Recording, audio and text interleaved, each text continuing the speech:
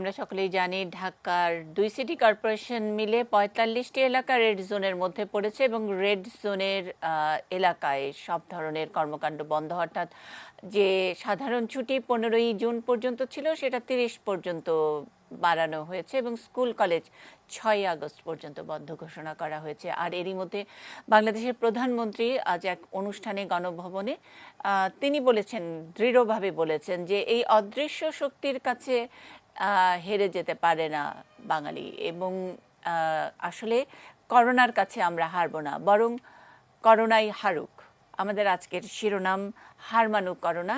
এই শিরোনামে যারা আমাদের সঙ্গে আজকে কথা বলবেন, স্টুডিওতে পেয়েছি জনস্বাস্থ্য বিশেষজ্ঞ ডক্টর আহমেদ হোসেনকে। আমরা সরাসরি জুমে কানেক্ট হয়েছি আইইডিসিআর এর সাবেক প্রধান বৈজ্ঞানিক কর্মকর্তা ডক্টর মোহাম্মদ মুশতাক হোসেনের সঙ্গে, সাজেদা ফাউন্ডেশনের সিনিয়র ডিরেক্টর মোহাম্মদ ফজলুল হক, সাজেদা ফাউন্ডেশনের পরিচালক মনিরুল ইসলাম আমাদের সঙ্গে আছেন এবং আমরা যুক্তরাষ্ট্রের ইলিনয় বিশ্ববিদ্যালয়ের সহযোগী অধ্যাপক এবং সংক্রমণ ব্যাধি বিশেষজ্ঞ মোহাম্মদ শামসী তাবরিজ এমডিকে পেয়েছি। আমাদের সঙ্গে যোগ দেবার জন্য কৃতজ্ঞতা। আগে যেই শিরোনাম নিয়ে কথা বলছি, যার কথা সূত্র ধরে আজকের শিরোনাম, অর্থাৎ আমরা হার মানব না, জনগণের কথা, মানুষের কথা, মানুষের মনোবলের কথাই তিনি বলেছেন। আমরা একটু উল্টে দিয়ে বলেছি বরং হার মানুক করোনা। আমরা সেই সংক্রান্ত রিপোর্টে একটু দেখে আলোচনায় আসি। বিশ্বজুড়েই ভিভিআইপিদের শতভাগ নিরাপত্তা নিশ্চিত করা কঠিনতম একটি কাজ। তার উপর সেই ভিভিআইপি যদি হন শেখ হাসিনার মতো জনবান্ধব নেত্রী, যিনি হুটহাট সাধারণ মানুষের কাছে ছুটে যেতে চান, আবার যার উপর 19 বার প্রাণঘাতী হামলা হয়েছে, তাহলে তার নিরাপত্তার কাজটি আরও কঠিন। এ দায়িত্বই গত 34 বছর ধরে নিষ্ঠার সঙ্গে পালন করে চলেছে বাংলাদেশের স্পেশাল সিকিউরিটি ফোর্স এসএসএফ। আর তাই প্রতিষ্ঠাবার্ষিকীর অনুষ্ঠানে এসএসএফ সদস্যদের আন্তরিক ধন্যবাদ জানালেন প্রধানমন্ত্রী শেখ হাসিনা। তোমরা যেমন আমার নিরাপত্তার জন্য চিন্তা করো, আমি কিন্তু তোমাদের নিরাপত্তার জন্য সবসময় চিন্তা করি। তোমরা সুরক্ষিত থাকো, সেটাই আমি চাই, কারণ তোমাদের জীবনের মূল্যটা অনেক বেশি। আমরা তো বৃদ্ধ হয়ে গেছি, আজ মূল্য আজ আর কাল বিদ্যুৎ প্রহার করার সময় এসে গেছে, কিন্তু তোমাদের তো ভবিষ্যৎ আছে। কাজে তোমরা নিরাপদ থাকো, সেটা আমার সবসময় আমার চিন্তা। সকলের নিরাপত্তার জন্য আমরা তোমাদের আন্তরিকতায়, তোমাদের কর্মদক্ষতায় আমরা সত্যি মুগ্ধ। করোনা পরিস্থিতির কারণে ভিডিও কনফারেন্সে এ অনুষ্ঠানে প্রধানমন্ত্রী মৃত্যু ভয়ে আতঙ্কিত না হয়ে সাধারণ মানুষকে সচেতন হওয়ার পরামর্শ দেন। আমি চাই আমাদের মানুষের ভিতরে যেন একটা আস্থা থাকে, বিশ্বাস থাকে। সেই বিশ্বাস, আস্থাটা ধরে রাখতে হবে, কারণ আমরা হার মানবো না। মৃত্যু তো হবে, মৃত্যু যে কোনো মুহূর্তে যে কোনো কারণে হতে পারে, কিন্তু তার জন্য মৃত্যু ভীতু হয়ে হার মানতে হবে এই ধরনের একটা অদৃশ্য শক্তির কাছে, এটা তো না। শেখ হাসিনা বলেন, অদৃশ্য শক্তির কাছে এখন অসহায় পুরো বিশ্ব। তাই বৈশ্বিক এই মহামারী রুখতে স্বাস্থ্যবিধি মেনে চলার কোনো বিকল্প নেই। কত শক্তিধর দেশ, তারা কথায় কথায় বম্বিং করতো বা গুলি করতো, মারতো। আজকে করোনা ভাইরাসের বিরুদ্ধে একবারও বম্বিং করতেও পারে না, গুলি করতে পারে না, মারতে পারে না, কিছু করতে পারে না, তারাও স্থবির। আজকে কোথায় সেই ধনী দেশ? তাদের অর্থ সম্পদ কোনো কাজে লাগছে না। অনুষ্ঠানে সিলেটের সাবেক মেয়র বদরুদ্দিন আহমেদ কামরান সহ একের পর এক দলীয় নেতার মৃত্যুতে শোক প্রকাশ করেন আওয়ামী লীগ সভানেত্রী শেখ হাসিনা। একের পর এক এই ধরনের সংবাদ আমাদের শুনতে হচ্ছে। একদিকে শোক, ব্যথা, অপরদিকে আমাদের জীবনকে চালিয়ে নিয়ে যেতে হবে। Arafat Siddiqui, ATN news, Dhaka. শুরু করি আসলে শক্তিশালী দেশ থেকে। আমরা জানি যে আমরা হার মানব না, বরং হার মানুক করোনা, এরকম একটি স্পিরিট নিয়ে যখন আমরা কথা বলছি, সেই সময় ঢাকার 45টি এলাকা রেড জোন এবং সেখানে আবারও ছুটি বর্ধিত করা হয়েছে, অনেকটা লকডাউনের মতো অবস্থা এবং একটু কড়াকড়ি করেই লকডাউনটা পালন করা হবে, সেরকম কথাই শোনা যাচ্ছে। অনেক শক্তিশালী দেশ করোনার বিরুদ্ধে কোনো কিছুই করতে পারলো না, কথায় কথায় যারা বোমা মারে, গুলি করে, সেরকম জায়গায় একেবারে বেহাল অবস্থা। এখন এরকম একটি বাস্তবতায় বাংলাদেশ যখন নাকি প্রতিদিনই ৩২, ৩৫, ৩৮, ৪২, ৪৮ এরকম মৃতের সংখ্যার হিসাব করছে বা প্রকাশ করছে, তখন আবারও এই ৪৫টি এলাকায় নতুন করে লকডাউন করে কি করোনাকে হার মানানো যাবে? মোহাম্মদ শামসুর তাবরিজ এমডির কাছ থেকে একটু জেনে নিতে চাই। ধন্যবাদ আপনাকে। এটা আসলে একটা পাবলিক হেলথ ইস্যু। পৃথিবীর সব উন্নত দেশ যেখানে নাকি আপনার স্বাস্থ্য ব্যবস্থা, হাসপাতালের উন্নত চিকিৎসা অ্যাভেলেবল, সেটা এক জিনিস। আর একটা পাবলিক হেলথ ক্রাইসিস যখন হয়, মহামারী যেটা প্যান্ডেমিক, সেটার প্রিপারেশন কিন্তু ডিফারেন্ট। তো এটা এখন যে লকডাউনের কথা বাংলাদেশের পরিপ্রেক্ষিতে কিভাবে এটা কাজ করবে, সেটা তো অবশ্যই যারা স্থানীয় এক্সপার্ট তারা আমার থেকে ভালো বলতে পারবে। তবে লকডাউনের ব্যাপারটা হচ্ছে কি, কিছু জিনিস এটা খেয়াল করতে হবে। এটা শুধুমাত্র একটা এলাকাকে লকডাউন করলেই এটা সাকসেসফুল হবে এটা বোঝা বলা কিন্তু মুশকিল। তার কারণ তার সাথে আছে এটা মিটিগেশন এবং এটার কন্ট্রোল। এখন একটা এলাকা যদি লকডাউন করা হয়, সেখানে কেসগুলো আইডেন্টিফাই করা, তারপরে কন্ট্যাক্টগুলো আইডেন্টিফাই এবং ট্র্যাক করা, এবং সেই অনুযায়ী কোয়ারেন্টাইন করা, এগুলো কিন্তু ইম্পর্টেন্ট নাম্বারগুলো। তো তার সাথে সাথে এই যে বাংলাদেশের যে আর্থসামাজিক এবং ব্যক্তিগতভাবে এবং সামাজিকভাবে যারা যেভাবে চলেন, সেটাকে ইমপ্লিমেন্ট করা কতটুকু যুক্তিসঙ্গত বা বাস্তবসম্মত হবে, সেটাও একটা ব্যাপার। জি জি আমি এই জিনিসগুলো সীমাবদ্ধ। জি, আমাদের সঙ্গে জনস্বাস্থ্য বিশেষজ্ঞ আছেন, তার কাছ থেকে এই ৪৫টি রেড জোন, আবার নতুন করে লকডাউন ইত্যাদি সেগুলো নিয়ে নিশ্চয়ই বিস্তারিত শুনবো। আপনার ওই দিককার অভিজ্ঞতা একটু শুনতে চেয়েছি। তবে আপনার কাছে একেবারে স্পেসিফিক প্রশ্ন নিয়ে আমি আসছি, যেটা প্রায় কয়দিন ধরে আলোচ্য বিষয়, যে কেন আসলে এত বেশি সংখ্যক চিকিৎসক আক্রান্ত হচ্ছেন। সেটা নিশ্চয়ই আপনার এরিয়ার মধ্যে পড়বে। আমি আপনার কাছে ফিরছি, তার আগে ডক্টর আহমেদ হোসেন নিশ্চয়ই এই বিষয় নিয়ে কথা বলবেন, red zone, yellow zone and green zone. ধন্যবাদ আপনাকে। অসাধারণ, আসলে আজকের প্রেক্ষাপটে একটা অসাধারণ প্রশ্ন। আমি আসলে লকডাউনের যদি ডেফিনেশনটা বোঝার চেষ্টা করি, লকডাউন কিন্তু কখনোই একটা ডিজিজকে বন্ধ করার জন্য না। লকডাউনটা হচ্ছে ডিজিজটাকে, স্প্রেডটাকে কমানোর জন্য, আর যাতে করে আমাদের হেলথ সিস্টেমের উপর যাতে কোনো তার এফেক্টটা না পড়ে, যাতে করে এখন যেটা হচ্ছে যেমন আইসিইউ অনেকে পাচ্ছে না বা এরকম এই ধরনের যেন সিচুয়েশনটা যেন অ্যারাইজ না করে, সেই জন্য আসলে লকডাউনটা হচ্ছে দেওয়ার হচ্ছে কি ইউজুয়ালি মানে এটা দিয়ে লকডাউন দিয়ে করোনাকে আটকানো যাবে না, করোনাকে আটকানো যাবে না। আমাদের বুঝতে হবে যে আমরা যখন করোনা আমাদের এত যে স্প্রেড করেছে, এটা মাত্র কিন্তু ২১ জন বাইরের দেশ থেকে তারা নিয়ে এসেছিল করোনা। ২১ জন থেকে আজকের আমাদের এই পরিস্থিতিটা তৈরি হয়েছে। আমরা এতটা নিশ্চিত কিভাবে হলাম যে মাত্র ২১ জন? মানে একটা ফ্লাইটে ২১ জন এসেছে, সেটাই তাদেরকে ক্রিমিনালাইজ না। আমাদের যে পরিসংখ্যান, সেই পরিসংখ্যান থেকে আমরা বলছি, যেটা আমরা দৃশ্যমান মানে সামনে দেখেছি, টিভির রিপোর্টিং এ দেখেছি। বাট এর বাইরে তো হরদম এর আগে পরে অনেক ফ্লাইট, অনেক লোকজন বাইরে থেকে এসছে। শুধু কি এটা কি ইটালির করোনাই আমাদের এখানে বসবাস করছে? তা তো আর নয়। জি, আমি জানতে চাই যে এই বাস্তবতা মানে এখন, এবং যেটাকে বলছি যে কমিউনিটি স্প্রেডিংটা, যেটা মানে এটা যা হবার হয়েই গেছে। এখন তো আর পুরনো কথা, আমরা নানা রকমের মডেলের কথা বলেও তো হবে না।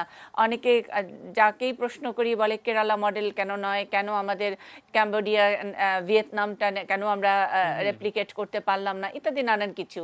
সেগুলো যদি আমরা আবার আন্ডু করতে পারতাম একেবারে শুরুতে, আমাদের করোনা হয় নাই, তাইলে হয়তো এইসব মডেল নিয়ে কথা বলাটা উচিত হতো।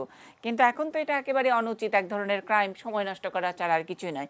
এখন আপনার কি মনে হয়, জনস্বাস্থ্য বিশেষজ্ঞ হিসেবে আপনি কি মনে করেন, মানে আমাদের কি এই রেড গ্রিন ইত্যাদি এগুলোও এক ধরনের অপচয় আর একটু অন্যরকম এক্সপেরিমেন্ট হচ্ছে না? That's true. এটা হচ্ছে, আমি একদমই এর পক্ষপাতী না যে আমার আসলে লাল, সবুজ, হলুদ করে বা মানে বাংলাদেশের কিছু কিছু এলাকাকে আলাদা করে ফেলা। তাতে করে হবে কি, যে আমাদের যার প্রান্তিক জনগোষ্ঠী, তারা আবার সেই প্রবলেমের মধ্যে পড়বে। যারা যখন ৬৬ দিন আমাদের যখন লকডাউনের মধ্যে ছিল, যে প্রবলেমের মধ্যে আমরা ফেস করেছিলাম, তারা যে প্রবলেমের মধ্যে ফেস করেছিল, এখন একই ধরনের প্রবলেম আমরা আবার নিয়ে আসি এই লাল হলুদ সবুজ এভাবে করে। তো আমার কাছে মনে হয়েছে প্রান্তিক যে জনগণের কি প্রবলেম? প্রান্তিক জনগোষ্ঠী বলতে বোঝাচ্ছি যে যারা হচ্ছে মার্জিনালাইজ জি। পপুলেশন, যারা হচ্ছে যে ডে ওয়ার্কার, যারা হচ্ছে দিন এনে দিন খাচ্ছে, জি। তাদের কথা বলছি। সেটা তো সেই অর্থে অতটা মানে পূর্ণাঙ্গভাবে শুরু হয়নি। আমরা নিশ্চয়ই ঢাকা শহর যারা আমরা চলাচল That's করি, true. প্রতিদিন অফিস করি, জানি যে আগের করোনা পূর্ববর্তী এবং করোনা পরবর্তী এখন একটু সীমিত আকারে যদিও কিছু কিছু খুলে দেওয়া হয়েছে, তাও তো ওই প্রান্তিক জনগণের অ্যাক্টিভিটি তো তেমন ভাবে শুরু হয়নি। সুতরাং আবার নতুন করে কি? আর দ্বিতীয়ত এরই মধ্যে আমরা ৬০-৭০ দিন যে বন্ধ, সাধারণ হয়েছিল। ছুটি ইত্যাদি, এগুলোর মধ্যে সর্বাত্মক অন্তত শহরগুলোতে চেষ্টা করা হয়েছে That's true. যারা ভাসমান দিন আনে দিন খায়, এবং তারা তাদের অধিকার হিসেবেই তারা এই ব্যাপারগুলো নিয়েছে। জি। তো সেটা নিশ্চয়ই আপনি জানেন একজন জি। কি বলবো, তা জনস্বাস্থ্য আমি হিসেবে। সেই জন্য সাজেস্ট করব এই মুহূর্তে এই ধরনের লাল সবুজ হলুদ না করে আমাদেরকে হচ্ছে হাই রিস্ক পপুলেশন যারা আছে, কারণ আমরা কিন্তু আতঙ্কিত ইনফেকশন নিয়ে না, আমাদের দেখতে হবে মর্টালিটিটা, মানে হচ্ছে ডেথ কাদেরকে হচ্ছে। আমরা কিন্তু ডেথ নিয়ে আতঙ্কিত, আমরা কিন্তু হচ্ছে ইনফেকশন নিয়ে না। আমাদের এইটা বুঝতে হবে যে ডেথ কোন গ্রুপের মধ্যে বেশিটা হচ্ছে। তাদেরকে যদি আমরা ঘরের মধ্যে হোক বা অন্যদিকে হোক আমরা যদি আলাদা করে ফেলতে পারি, তারপরে হচ্ছে কি আমরা মহিলাদের কিন্তু খুব কমই হচ্ছে। আমরা যদি পরিসংখ্যানের দিকে তাকাই, তাহলে কিছু কিছু জায়গায় কিন্তু আমরা মহিলাদেরকে ঘরের মধ্যে আটকে রেখেছি, যারা কিন্তু আমাদের ইকোনমিতে বেশি পরিমাণ কন্ট্রিবিউট করতে পারতো, তাদেরকে কিন্তু আমরা ঘরে বন্দি করে রাখছি এই সমস্ত লকডাউন সিস্টেমের মাধ্যমে, কিন্তু তাদেরকে আমরা নিয়ে আসছি না। মানে আবার কোথায় কোথায় আটকে যেমন রাখছে, মনে করি যে মানে আমাদের স্কুল specific? কলেজ, আমাদের কিন্তু এটা কিন্তু আমি এখন দেখি অপরচুনিটি হিসাবে আমাদের ছোট ছোট বাচ্চাদেরকে এখন শেখানো উচিত যে কিভাবে একটা স্বাস্থ্যবিধি মেনে চলতে হয়। আমরা কিন্তু এই অপরচুনিটিটা মিস করছি। Right. যদি আমাদের স্কুল কলেজগুলো খুলে দেওয়া হতো, তাহলে এই যে কিছু কিছু বাচ্চা যারা আছে তারা স্কুলে যেতে পারতো, তারা হচ্ছে গিয়ে খেতে পারতো, স্কুলে গিয়ে খাওয়া দাওয়া করতে পারতো। তার মানে হচ্ছে আমাদের যে পরিমাণ অপুষ্টিতে ভুগছে এই এখন, আমরা হচ্ছে কি যে পরিমাণ অপুষ্টিতে ভুগছিল 35% কিন্তু আমাদের অলরেডি মানে অপুষ্টিতে ভুগছে। এই ইয়েতে যেতে পারতাম না। তার মানে কি অপুষ্টি মানে হচ্ছে তাদের কিন্তু ইমিউনিটি লেভেল কিন্তু কমে যাচ্ছে, এবং সেই বাচ্চারা যদি এখন ইমিউনিটি লেভেল যদি কমে যায়, তার মানে হচ্ছে তাদেরকে যদি করোনা ইনফেকশন হয়, তার মানে হচ্ছে তারা কিন্তু এটাকে ট্যাকেল করতে পারবে না, তারাও কিন্তু চলে যাবে হাই রিস্ক পপুলেশনের মধ্যে। সো আমার কাছে মনে হয়েছে এই মুহূর্তে আমরা এটা দেখা উচিত একটা অপরচুনিটি হিসাবে, যাতে করে যে তারা শিখতে পারে যে কিভাবে একটা স্বাস্থ্যবিধি মেনে চলতে হয়, কিভাবে তাদেরকে চলতে হবে। এটা হচ্ছে কি আমাদের নেক্সট জেনারেশনকে শেখার একটা। স্বাস্থ্যবিধির কথা যেহেতু বললেন, আমি যে প্রশ্নটি মোহাম্মদ শামসী তাবরিজের কাছে করেছিলাম যে আমাদের চিকিৎসা যারা দেবেন, আসলে এত রেড গ্রিন ইয়েলো এইসব জন্ত চিকিৎসা আমরা প্রাপ্তি অপ্রাপ্তির নিয়েই হচ্ছে। আমরা আজকে দেখলাম যে আদালতেরও একটা নির্দেশনা রয়েছে যে করোনাকালে রোগীদের ফিরিয়ে দেওয়া, অবহেলায় মৃত্যু, আইসিইউ বন্টন ইত্যাদি, বেসরকারি হাসপাতালের অধিগ্রহণ, অক্সিজেন সরবরাহ, এগুলো নিয়ে 11টি নির্দেশনা দিয়েছে হাইকোর্ট। তো সেগুলো সবই চিকিৎসা প্রাপ্তির বিষয়টি, কিন্তু যারা চিকিৎসা দিচ্ছেন চিকিৎসকদের মধ্যে চিকিৎসকরা অনেক বেশি আক্রান্ত হচ্ছেন।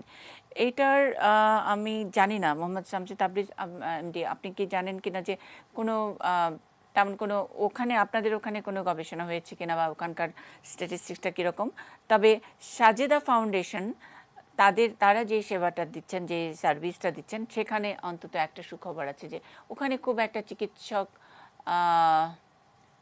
আক্রান্ত হবার খবর আমরা পাইনি, বরং পজিটিভ স্টোরি হিসেবে আমরা সাজেদা ফাউন্ডেশন, মোহাম্মদ ফজলুল হক এবং মনিরুল ইসলামকে আমাদের অনুষ্ঠানে আজকে যুক্ত করেছি তাদের কাছ থেকে অভিজ্ঞতা শোনার জন্য। আমরা একটু আগে সাজেদা ফাউন্ডেশন নিয়ে শুনতে চাই মনিরুল ইসলামের কাছ থেকে, সাজেদা ফাউন্ডেশনের পরিচালক। ধন্যবাদ। আপনি যেমনটি বলছিলেন ডক্টরদের মৃত্যুর হারটা বেশি। আমার কাছে একটা ডাটা আছে যেখানে ফ্রন্টলাইনারদের একটা তথ্য আমি আপনাদেরকে দিতে চাই যে পুলিশরা আক্রান্ত হয়েছেন মোর দ্যান 6,000 এবং যাদের মৃত্যুর হার 0.31। ডক্টর আক্রান্ত হয়েছেন 1172 এবং মারা গেছেন 35 জন, যেটা বাড়ছেই, এবং এটার আক্রান্তর হার প্রায় 3%। আচ্ছা। আর নার্সরা আক্রান্ত হয়েছেন 1100-র উপরে, তাদের মৃত্যু হয়েছেন 3 জন, রেশিওটা 0.28%। তাহলে দেখা যাচ্ছে ফ্রন্টলাইনারদের মধ্যে ডক্টরদের মৃত্যুর হারটা সব থেকে বেশি, এবং যেটি আতঙ্কের বিষয়। যদি আমরা আমাদের ডক্টরদেরকে বাঁচাতে না পারি তাহলে আমরা সেবাটা অব্যাহত রাখবো কিভাবে?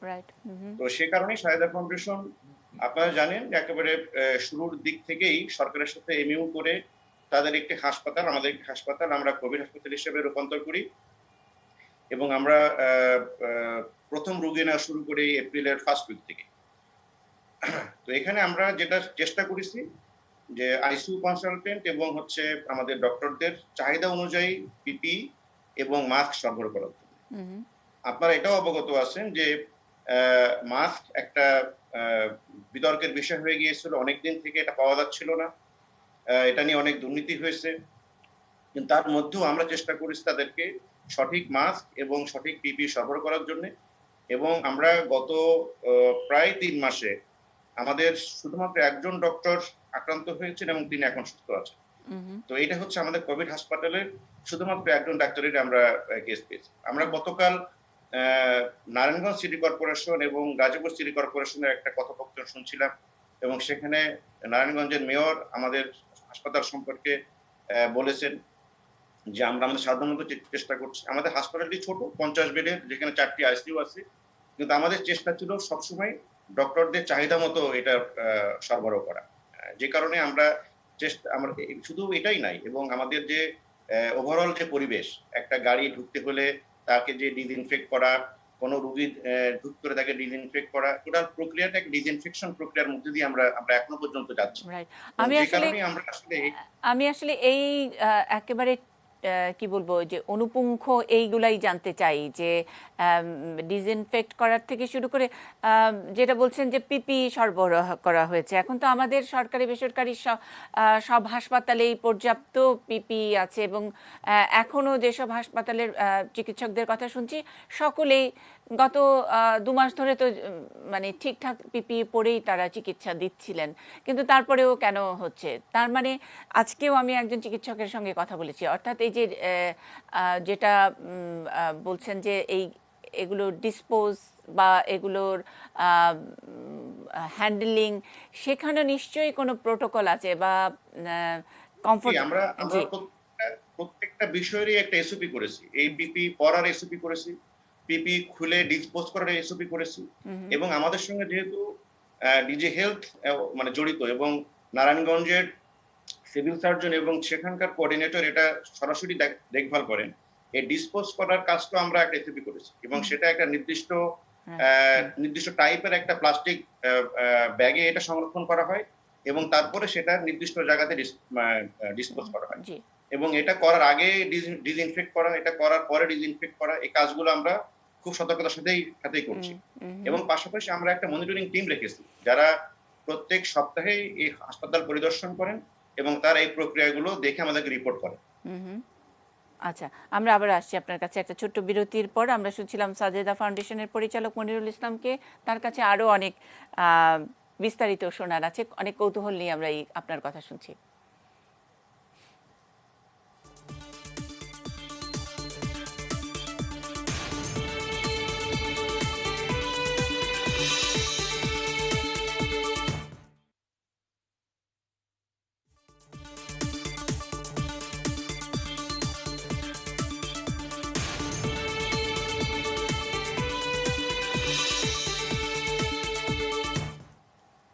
ইস্পাহানি নিউজ আওয়ার এক্সট্রা হার মানুক করোনা, এই শিরোনামে আমরা কথা বলছি। জনস্বাস্থ্য বিশেষজ্ঞ ডাক্তার আহমেদ হোসেন আমাদের সঙ্গে স্টুডিওতে আছেন, বাকি যারা আমাদের সঙ্গে আছেন সবারই কথা একে একে শুনবো। ডাক্তার মোহাম্মদ মুস্তাক হোসেন যদি কিছু যোগ করেন। মনিরুল ইসলামের কথা শুনছিলাম, সাজেদা ফাউন্ডেশনের পরিচালক, তাদের কাছ থেকে আমাদের আরও অনেক কিছু জানবার আছে। ডাক্তার মুস্তাক হোসেন, আমরা যেটা বলছিলাম যে যারা আমাদেরকে রক্ষা করবে, ফ্রন্টলাইনার যারা, তারাই আক্রান্ত হচ্ছে, এবং সেটার কারণটাও খুব আমরা নিশ্চিত নই। যেটা যেই আলোচনাটা ছিল এতক্ষণ মনিরুল ইসলাম বলছিলেন যে ডিসপোজ করাটারও কিছু প্রোটোকল আছে, আম, সেগুলো নিয়ে কি আমরা মানে পুরো সব সব হাসপাতাল সব ডাক্তার একটা কমন একটা প্রোটোকল জানিয়ে দেওয়া, সেটা করার কি সুযোগ আমাদের হয়েছিল? আমরা কেন আমাদের শ্রেষ্ঠ সন্তানদেরকে এত হেলায় হারাচ্ছি? ধন্যবাদ। এটা ঠিকই বলেছেন মনিরুল ইসলাম, যে যারা করোনা ওয়ার্ডে ডিউটি করেছেন তাদের মধ্যে খুব কম সংখ্যকই আক্রান্ত হয়েছেন, কারণ তারা আগে থেকেই সতর্ক ছিলেন, প্রস্তুত ছিলেন, এবং পিপি পরা এবং খোলাটা আরো বেশি ইম্পর্টেন্ট, কারণ খুলবার সময় সতর্কতাটা কম থাকে।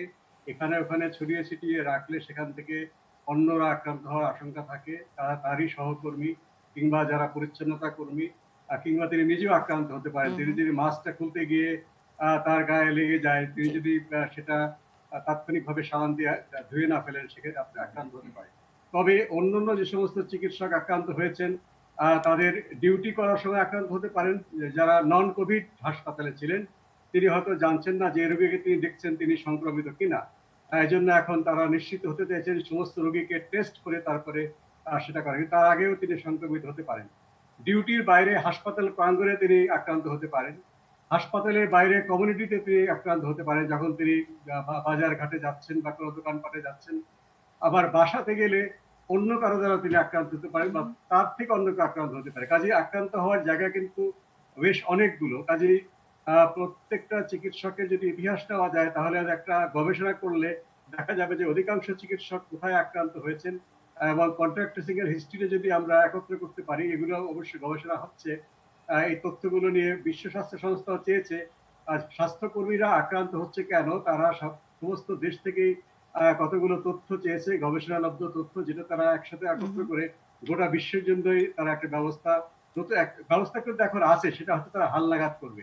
এবং এই যে চিকিৎসকদের জন্য, স্বাস্থ্যকর্মী, নার্স, ওয়ার্ড বয়, আয়া, ক্লিনার, সবার জন্য কিন্তু নির্দেশনা আছে স্বাস্থ্য দপ্তরের ওয়েবসাইটে, আইডিসি এর ওয়েবসাইটে, কিভাবে মাস্ক কারা পরবেন, কিভাবে পরবেন, কিভাবে ইনফেকশন প্রিভেনশন কন্ট্রোল করা হবে, আর সেটা কিন্তু আছে। ইনফেকশন প্রিভেনশন কন্ট্রোলের বিষয়টা কিন্তু নতুন নয়। প্রত্যেকটা বড় বড় হাসপাতালের ডিরেক্টরের নেতৃত্বে কমিটি আছে, কিন্তু সেই কমিটিটা সাধারণত সার্জারিতে যারা কাজ করে, সার্জারি, আই, ইএনটি, গাইনি, সেখানে কিছুটা প্রতিপালিত হয়। কিন্তু মেডিসিন এবং পেডিয়াট্রিক্স এইখানে যারা কাজ করতেন তারা কিন্তু এই বিষয়ে তাদের চর্চাটা ভিন্ন। তারা মাস্ক পরেন না এই কারণে যে রোগীরা তাদেরকে দেখে ভয় পাবে। এই ধরনের সংস্কৃতি থেকে আপনাকে পিপিই পরার জায়গায় নিয়ে আসা, আইপিসি প্র্যাকটিস বেশ কঠিন বই কি। করোনা রোগীদেরকে হ্যান্ডলিং করছেন মেডিসিন এবং পেডিয়াট্রিক যারা বিশেষজ্ঞ, তারাই সবচেয়ে বেশি, এবং ল্যাবরেটরিতে যারা ল্যাবরেটরি সায়েন্টিস্ট তারা করছেন।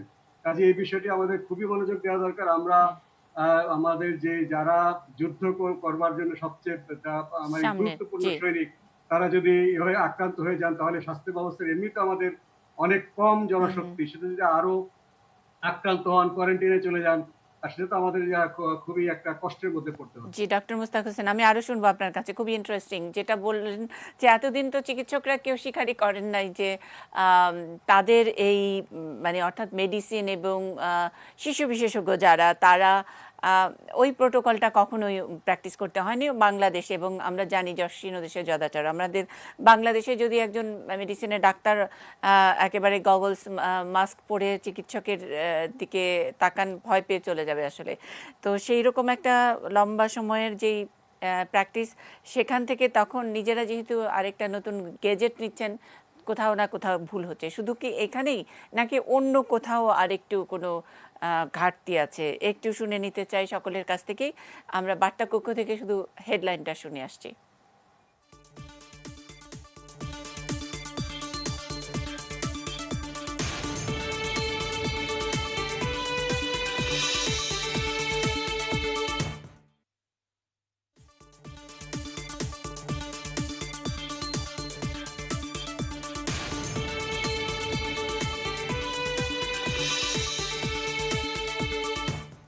ইস্পাহানি নিউজ আওয়ার এক্সট্রা হার মানুক করোনায় শিরোনামে আমরা কথা বলছি।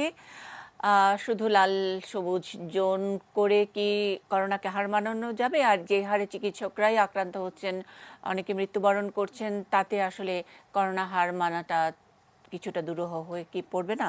আমরা মোহাম্মদ ফজলুল হকের কাছে একটু শুনি সাজেদা ফাউন্ডেশনের কিছু সাফল্যের কথা, এবং যেটা থেকে আমরা অন্তত এই সাজেদা ফাউন্ডেশনের মডেলটি আসলে সবাই নিতে পারি কিনা সেটার জন্যই আপনাদের কাছ থেকে একেবারে ছোটোখাটো বিষয় হলো যে কিভাবে মাস্ক পরবেন, কিভাবে মাস্ক খুলবেন, অথবা N95 না হলেও তো অনেক ভালোভাবে মেডিসিনের চিকিৎসক বা শিশু চিকিৎসক যারা, তারা তো ভালো করে পেশেন্ট দেখতে পারেন। সেই সব বিষয়গুলো অনেক হয়তো সামান্য বিষয়, কিন্তু আমরা কখনো আলোচনা করি না, যার কারণে বড় ধরনের এক বিপদ হয়ে যায়। আমি আপনার কাছ থেকে জানতে চাই আরও একটি প্রশ্ন, যে আমরা জানি যে চিকিৎসকেরা যেমন করে চিকিৎসা দেন, অর্থাৎ রাউন্ডে আসেন, দেখেন, কোনো যদি হাসপাতালে যদি ভর্তি থাকেন তাকে একটু তার সঙ্গে কথাবার্তা বলেন, কিন্তু একেবারে কন্ট্যাক্ট যেটা, যে টাচ যেটা, সেটা তো চিকিৎসা সহকারী যারা থাকেন, সিস্টার, ওয়ার্ড বয় ইত্যাদি, ওনারা থাকেন, তাদের মধ্যে তো এত সংক্রমণের খবর আমরা পাচ্ছি না অন্যান্য হাসপাতালগুলোতে। আমরা সাজেদা ফাউন্ডেশন থেকেই শুনতে চাই আপনারা পুরো প্রোটোকলটা কিভাবে মেনটেন করছেন। ফজলুল হক। ধন্যবাদ আপনাকে। আমার সহকর্মী যেমনটি বলছিলেন যে একটি হলো, আমরা যখন থেকে শুরু করেছি হাসপাতালটা, আর ডিজিএইচ এর সঙ্গে এমইউর মাধ্যমে যখন শুরু করলাম, প্রথম দিকে কিন্তু আপনারা সবাই জানেন যে প্রথম দিকে কিন্তু খুব একটা কেস আমরা পাচ্ছিলাম না, আমাদের পেশেন্ট কিন্তু ছিল না। আমাদের 50 বেডের কিন্তু প্রথম দিকে 5-7 জন করে এরকম ছিল। আমরা পরে এক সময় ডিজি অফিসে বললাম আর কি, যে আমরা এতগুলো লোকবল এখানে নিয়োগ করলাম, এত এত এত খরচ করলাম, এত ইনভেস্ট করলাম, কিন্তু নাই। তো পরে আমরা ওই জন্য প্রথম দিকে কিন্তু আমরা দেখবেন যে আমরা সাসপেক্টেড কেস যাদের সিমটম যাদের আছে তাদেরকে প্লাস 2-1 জন করে এরকম পজিটিভ যারা কেস, তাদেরকে একসঙ্গে কিন্তু ভর্তি করালাম কিন্তু। তো সেখানে 2টা প্রোটোকল ছিল তখন, যে যারা সাসপেক্টেড তাদের জন্য আলাদা, যাতে যারা পজিটিভ কেস তাদের সঙ্গে যেন সংস্পর্শে না আসে। এই জন্য আমাদের যেমন ওদের থাকার জায়গা যেমন আলাদা করা হয়েছিল, আমাদের স্বাস্থ্যকর্মীদেরও ডক্টর সহ এদের এন্ট্রান্স এবং এদের এক্সিটটাও কিন্তু আলাদা করা হয়েছিল। তো পরবর্তীতে এখন তো এটা ফুল মানে ইয়াতে চলে আর কি। এখন আমরা কিন্তু যেটা আরেকটা আমি নতুন একটা জিনিস আমরা দেখছি আর কি, সেটা হলো যে এটা আমাদের আতঙ্কেরও বিষয় কিছুটা। সেটা হলো যে হারে আমাদের এখন সংক্রমিত হচ্ছে লোকজন, আর তাতে তো হাসপাতাল এখানে জায়গা দিতে পারবে না আর কি। এবং এখানে সাসপেক্টেড কেস যেগুলো আছে সেগুলোকে তো অবজারভেশনে রাখতে হয়, বলা হয় 14 দিন অবজারভেশন রাখতে হবে। 14 দিন এরা থাকবে কোথায়? তো আমরা তো যদি হাসপাতালের বেড যদি 14 দিন এখানে অকুপাই করে রাখি, তাহলে যারা পজিটিভ কেস তারা কিন্তু সিট পাবে না আর কি এখানে। তো এখন আমরা নারায়ণগঞ্জে যেটা হয়েছে, নারায়ণগঞ্জে আমাদের জেলা প্রশাসনের সঙ্গে আমাদের খুব ভালো সম্পর্ক। তো আমরা এখন যেটা আলোচনা করছি তাদের সঙ্গে, এটা 3টা টিয়ারে, 3টা স্তরে এই Covid related suspected case plus হলো পজিটিভ যারা, তাদেরকে এখন ম্যানেজ করতে হবে। এটা একটা অন্যতম কারণ হলো, আপনি বোধহয় আজকে দেখে থাকবেন যে আজকে 38 জন মারা গেছে। 38 জন মারা যাওয়ার মধ্যে হাসপাতালে হয়তো 25 জন মতো মারা গেছে, 11 জন মারা গেছে বাসায়, 2 জন রাস্তায়। এই সংখ্যাটা কিন্তু আগে ছিল না। তার মানে যে 13 জন মারা গেল বাসায় এবং রাস্তায়, তারা কি কোনো প্রোটোকলের ট্রিটমেন্ট প্রোটোকলের মধ্যে ছিল? আমার ধারণা এটা ছিল না আর কি। এরা হয়তো ওইরকম প্রোটোকলে ছিল না। ওই জন্য বোধহয় এখন সময় এসছে সরকারের সঙ্গে অন্যান্য আমরা যারা আছি এই বিষয়গুলো 3টে স্তরে এটাকে ব্যবস্থাপনা করা।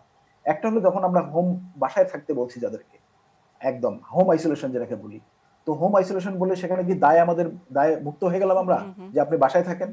সেখানে আমাদের স্বাস্থ্যকর্মীরা কি সেবা দিচ্ছে আর কি, কেন সেটা পালস অক্সিমিটার দিয়ে তার ব্লাড স্যাচুরেশন পয়েন্ট দেখেন, অথবা অন্য কোনো বিষয়গুলো যেগুলো প্রাইমারি, যেগুলো সেগুলো তো এক ধরনের সার্ভিস লাগবে। মানে হোম কোয়ারেন্টাইনে থাকলে স্বাস্থ্যকর্মীরা কিভাবে সেবা দিবেন? মানে এটা তো অনলাইনে শুধু এই ওষুধ খাবেন, গড়গড়া করবেন ইত্যাদি, এগুলো ফোনে কথা বলা ছাড়া তো আর তো তেমন কিছু করা যায় না।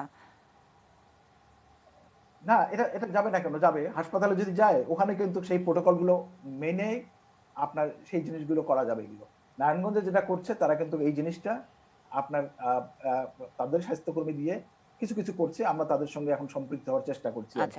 এগুলো করা যাবে, এবং এই ক্ষেত্রে বাংলাদেশে কিন্তু আহ, এই প্রাথমিক স্বাস্থ্য পরিচর্যায় যারা স্বাস্থ্যকর্মী যারা ছিলেন, স্বাস্থ্যকর্মীরা কিন্তু এই সময় কিন্তু তারা খুব একটা প্রপারলি ইউটিলাইজড হলেন না আর কি। এনজিও সেক্টরে কিন্তু অনেক সংখ্যক আপনার স্বাস্থ্যকর্মী ছিল যারা গ্রামে গঞ্জে কাজ করে অভিজ্ঞ, তারা অনেক কিছুটা ট্রেন্ড, এই বিষয়ে আর একটু ট্রেনিং দিলে হতো। 2 নম্বর আরেকটা বলছি, এটা গেল হোম আইসোলেশনের ক্ষেত্রে।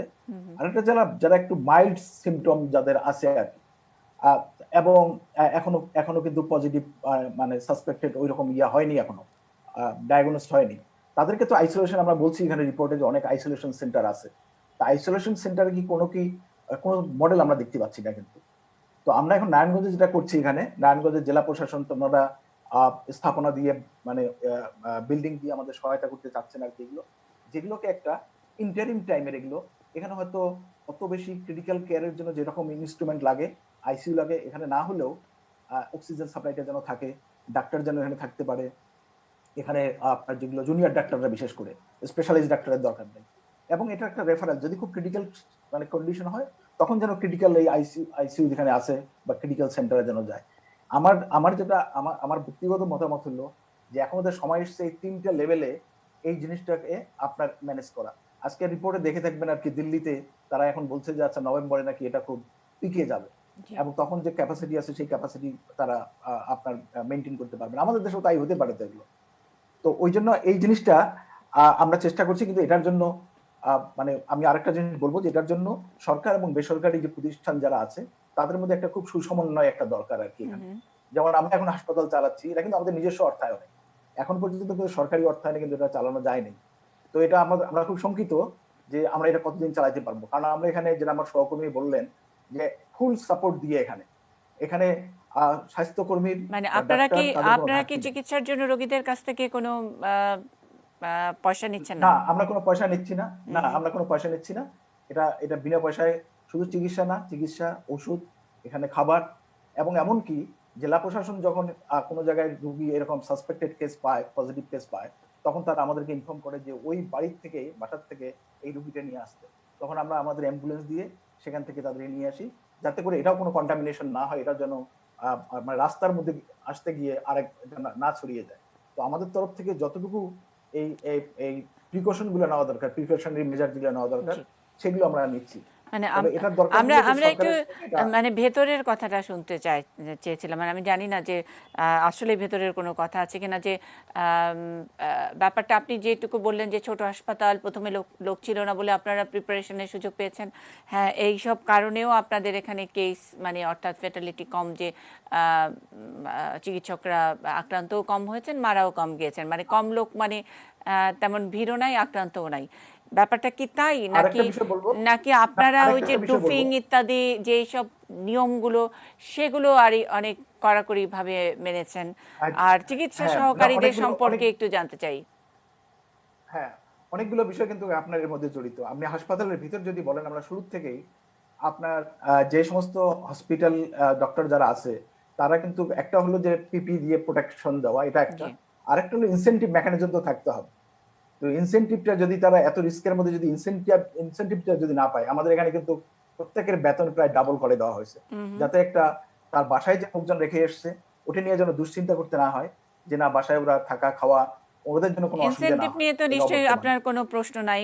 সরকারের তরফ থেকে যে প্রথমে করোনা হওয়ার শুরু হওয়ার আগে থেকেই যে এই ধরনের ইনসেনটিভ ঘোষণা করা হয়েছে, মানে করোনা কোনো চিকিৎসক আক্রান্ত হোক, সেটা মারা যাক অথবা না হোক, একেবারে শুধুমাত্র পজিটিভ হলে বা তার পরিবারের সদস্য পজিটিভ হলেই তাদেরকে একটা নির্দিষ্ট অ্যামাউন্ট টাকা দেওয়ার যে ঘোষণা করা হয়েছে, সেগুলো তো কম নয়। আর মারা মারা গেলে যে তাদের ইন্স্যুরেন্স ইত্যাদি, সেগুলো তো একটা খুব ভালো। আমরা তারপরে মনে করি যে হ্যাঁ, সেটা ভালো। চিকিৎসকরা সেটা আমাদের সেটা আমরা শ্রেষ্ঠ সম্পদ, তাদেরকে এই সময় আমরা হারাতে চাই না। আমি শুধু বলছি যে আমরা বারবার করে হাত ধোয়ার কথা বলছি, মাস্ক পরার কথা বলছি, চিকিৎসকদের চিকিৎসা দেবার সময় এমন কি কিছু ট্রিক্স বা পলিসি কিছু কি আছে যেটা হরে ধরে অন্য হাসপাতালগুলো মানছে না, আপনারা মানাতে পারছেন, হ্যাঁ, অথবা হ্যাঁ, হ্যাঁ, আমি এপিপির আরেকটা নিয়ে কোনো একটা ঝামেলা আছে? রাইট, 3-4টে বিষয় আমি একটু হাইলাইট করতে চাই। একটা আমি বললাম যে শুধুমাত্র এটা আক্রান্ত হলে বা মারা গেলে তার যে একটা ইনসেনটিভ সেটা না, নর্মাল বেতনের দিক থেকে আর কি প্রতিনিয়ত সে যেন একটু এসুর হয় যে বাসায় তার কোনো অসুবিধা হবে না। এটা গেল একটা। 2 নম্বর হলো যে পিপি গুলো দেয়া হলো, এই পিপি গুলো সবগুলো কোয়ালিটিকে এনশিওর করা, যেটা আমার সহকর্মী বললেন। এবং আমরা প্রত্যেকটা জিনিস তাদের সঙ্গে আমরা একটু শেয়ার করেছি, তাদেরকে দেখিয়েছি, তারা আরো যারা এক্সপার্ট যারা আছে তাদের সঙ্গে দেখিয়েছি, তারা যখন স্যাটিসফাইড হয়েছে তখন আমরা এগুলো তাদেরকে দিয়েছি। এটা গেল 2 নম্বর। 3 নম্বর হলো প্রত্যেকটা আমাদের তাদের যে কমিটমেন্ট, যেটা তারা যেন কোনোভাবেই তাদের মনোবল যেন হারিয়ে না যায়। মানে আমাদের বলা যায় যে কিছুটা এটা একদম অথরিটি দিয়ে দেওয়া, কিছুটা ডিসেন্ট্রালাইজ করা আর কি, যাতে করে তারা নিজেরাই ওই ম্যানেজমেন্টের সঙ্গে যুক্ত থাকতে পারে, মনে করে যে না আমি একটা সিদ্ধান্ত এখানে একটা সিদ্ধান্ত নিতে পারি। তো সেই বিষয়টা কিন্তু আমাদের সহকর্মীরা এটা খুব মানে মোটিভেটেড ছিলেন আর কি। এখানে আচ্ছা, সব থেকে মানে হাইলি মোটিভেটেড ছিলেন। মানে আর 4 আপনাদের নম্বর হলো হাসপাতালে যে কি আমাদের এই নিয়মটা আছে যে এখন যেটা অন্যান্য সরকারি হাসপাতালগুলোতে দেখছি যে 7 দিন বা 14 দিন এক নাগারে অফিস করবেন, তারপরে পরবর্তী 14 দিন কোথাও আইসোলেশনে কোনো মানে কোনো হোটেল বা কিছুতে, যেটা ব্যবস্থা সরকারি ব্যবস্থাপনায় তাদেরকে রাখা হচ্ছে, সেরকম নিয়মটা কি আপনার হাসপাতাল কর্তৃপক্ষ আপনারা করছেন? আমাদের, হ্যাঁ আমাদের এখানে এমনি একটা রোস্টার ডিউটি আছে, এটা তো জি, মানে জি, 24 আওয়ার্স তো এখানে থাকবে না, রোস্টার ডিউটি আছে। আরেকটা জিনিস আমি বলি যে ডাক্তাররা কিন্তু এখন সব থেকে আপনি দেখে থাকবেন যে ডাক্তাররা এত বেশি ডিমোরালাইজ হয়ে গেছে যে তারা যখন ডিউটি থেকে বাসায় গেছে, ভাড়া বাসায় হোক নিজের বাসায় হোক, সেখানে ঢুকতে দেওয়া হচ্ছিল না। এটা নিয়ে অনেক রিপোর্ট হয়েছে, আপনারা অনেক রিপোর্ট করেছেন। আমরা শুরু থেকে এই বিষয়টা আমরা বিবেচনা করেছি, বিবেচনা করে তাদের জন্য আমরা আলাদাভাবে বাসা ভাড়া করেছি আর কি, তাদের জন্য একদম আচ্ছা, ইন্ডিপেন্ডেন্ট বাসা, হুম, যাতে করে তাদের কোনো চিন্তা করতে না হয়, এবং তাদেরকে ট্রান্সপোর্ট দিয়ে ওখানে ওই বাসায় নিয়ে আসা, ওই বাসায় তাদেরকে রাখা, এবং যাতে একটু কমফোর্টেবলি থাকতে পারে, এখানে যেন গাদাগাদি করে না হয়, অ্যাটাচ বাথ যেন থাকে, আলাদা থাকে, ইভেন আপনার এয়ার কন্ডিশন গরমের মধ্যে যেন ভালোভাবে থাকতে পারে, এসি লাগানো, সেই সমস্ত বাসায় তাদেরকে ভাড়া করে আমরা রেখেছি। জি, এটাও কিন্তু অনেকগুলো মোটিভেশন জি। মানে আমি উন্নীত আবার করার জন্য একটা আমি কাজ। আসবো আবার আপনার কাছে। মোহাম্মদ শামসি তাবরিজ এমডি, তার কাছ থেকে একটু শুনে নেই যুক্তরাষ্ট্রের আম, অভিজ্ঞতা। আমরা যেই সময়ে এই আক্রান্ত হওয়ার কথা বলছি, ইতোমধ্যে কিন্তু 3-4 মাস পার হয়ে গেছে। ওই পালাক্রমে চিকিৎসকরা ডিউটি করেন এবং তারপরে আবার তাদেরকে হাসপাতালে ভালো হোটেলে রাখার ব্যবস্থাও আছে। এখন বাংলাদেশে মানে মোটামুটি এক ধরনের সিস্টেম, সেখানেও উম, আহ, তারপরেও আক্রান্তর মানে খবর পাচ্ছি আমরা প্রতিদিনই। মানে গত সপ্তাহে, অর্থাৎ গত 7 দিন যেই 7 জন চিকিৎসকের সঙ্গে আমাদের দেখা হয়েছে, 7 জনই প্রায় হয়তো আম, আহ, অনেকে আক্রান্ত, কেউ হাসপাতালেও আছেন। এই ধরনের ঘটনাগুলো ঘটছে। আম, সেই ক্ষেত্রে কি আপনার কোনো ইনসাইট, মানে এখানে কি কোনো লুফোল আছে কিনা কি মনে হয়? ধন্যবাদ আপনাকে। আমি এতক্ষণ অনেকের কথা শুনলাম। আমি মেডিসিন এবং ইনফেকশাস ডিজিজের বিশেষজ্ঞ, 17 বছর ধরে কাজ করছি। আমি কিন্তু বাংলাদেশে 2007 থেকে অনেক বছর যখনই যাই, ইনফেকশনের উপরে ওখানে কিছু সিএমই, তারপরে ইনফেকশন কন্ট্রোল উপরে কিছু ওয়ার্কশপ এগুলি দেখেছি এবং আমার অবজারভেশন আছে বাংলাদেশের হাসপাতালগুলোতে। আমি প্রথমে কিছু কথা বলতে চাই in general infection prevention and কন্ট্রোলটা কি এবং বাংলাদেশের অবস্থাটা কি, কোথায় আমাদের ঘাটতিগুলো আছে, তারপরে সংক্ষেপে আমি বলবো কোথায় কোথায় কিছু করা যায় কিনা, যদি আমাকে সময় দেওয়া হয়। জি, তো প্রথমে যে ডক্টর মোস্তাক হোসেন বললেন যে ইনফেকশন প্রিভেনশন কন্ট্রোল এটা কোনো নতুন কোনো কনসেপ্ট না। প্রতিটি হাসপাতাল, আউটডোর ক্লিনিক, ডাক্তারের প্রাইভেট চেম্বার, সব জায়গায় কিন্তু এটা একটা বেসিক রিকোয়ারমেন্ট। তো এখন এই যে বলা হচ্ছে infection prevention and control, PPE যেটা আমরা কথা বলছি, পিপিইটা পার্সোনাল প্রোটেক্টিভ ইকুইপমেন্ট, এটা হচ্ছে আপনার সবচেয়ে নিম্নতম স্তর ইনফেকশন প্রিভেনশন কন্ট্রোলের। তার মানে হচ্ছে আপনি যদি এটাকে একটা ধরেন, আপনি যুদ্ধে যাচ্ছেন, আপনার দুর্গ আছে, আপনার বিভিন্ন ইকুইপমেন্ট আছে, আপনার সোলজার যাচ্ছে যখন একদম ফ্রন্ট লাইনে, তার অস্ত্র যা হাতে আছে সেটা পিপিইটা হচ্ছে সেরকম। কিন্তু তার পিছনে যে এত ইনফ্রাস্ট্রাকচার কাজ করার কথা, এই জিনিসগুলো যদি না থাকে, শুধু হাতে একটা তলোয়ার দিয়ে যুদ্ধ করা যায় না। রাইট, তো ব্যাপারটা হচ্ছে এরকমই। এখন আপনি মনে করেন স্ট্যান্ডার্ড প্রিকশন বলে একটা কথা আছে। স্ট্যান্ডার্ড প্রিকশন মানে হচ্ছে বাই ডেফিনেশন আমরা স্বাস্থ্যকর্মী যারা ডাক্তার, নার্স, ওয়ার্ড বয় থেকে শুরু করে যারাই জড়িত পেশেন্ট ট্রিটমেন্টের সাথে, প্রত্যেকেরই এই স্ট্যান্ডার্ড প্রিকশনটা জানতে হবে। এটা কি? রাইট, আপনি যখনই কোনো একটা পেশেন্ট দেখবেন, কোভিড হোক, নন কোভিড হোক, অন্য সময় হোক, আপনাকে ধরে নিতে হবে এই পেশেন্টের কোনো একটা ইনফেকশন থাকতে পারে। সেটা চিন্তা করে প্রত্যেকটা পেশেন্টকে দেখতে হয়। তার বেসিক রিকোয়ারমেন্টটা কি? আমাকে প্রথমে সবাইকে পেশেন্ট দেখার আগে, ইভেন ওয়ার্ডে একটা ঢুকলে পেশেন্ট আমি ধরবো না, তারপর ওই যে দরজায় হাতলে ধরলাম জি বা একটা আইভি পোলে ধরলাম বা বেড সাইডের যে রেল আছে সেটা ধরলাম, টেবিলের উপর হাত রাখলাম, ওই যে আমি চার্ট করছি সেখানে ধরলাম, এই জীবাণু কিন্তু যে কোনো জায়গায় থাকতে পারে। তো সবচেয়ে ফান্ডামেন্টাল বেসিক জিনিস হচ্ছে যেটা ইনফেকশন প্রিভেনশন এন্ড কন্ট্রোলের হ্যান্ড হাইজিন, যেটা নাকি হাত ধোয়া অথবা 20 সেকেন্ড একটা 60 to 70% অ্যালকোহল দিয়ে স্যানিটাইজ করা। তা আপনি দেখেন, খেয়াল করে দেখেন যে কোভিড এর মোড অফ ট্রান্সমিশনটা হচ্ছে জি ড্রপলেট আর একটা হচ্ছে কন্টাক্ট। কন্টাক্ট হতে পারে ডিরেক্ট এবং ইনডিরেক্ট, আমরা ডিটেলসে যাচ্ছি না।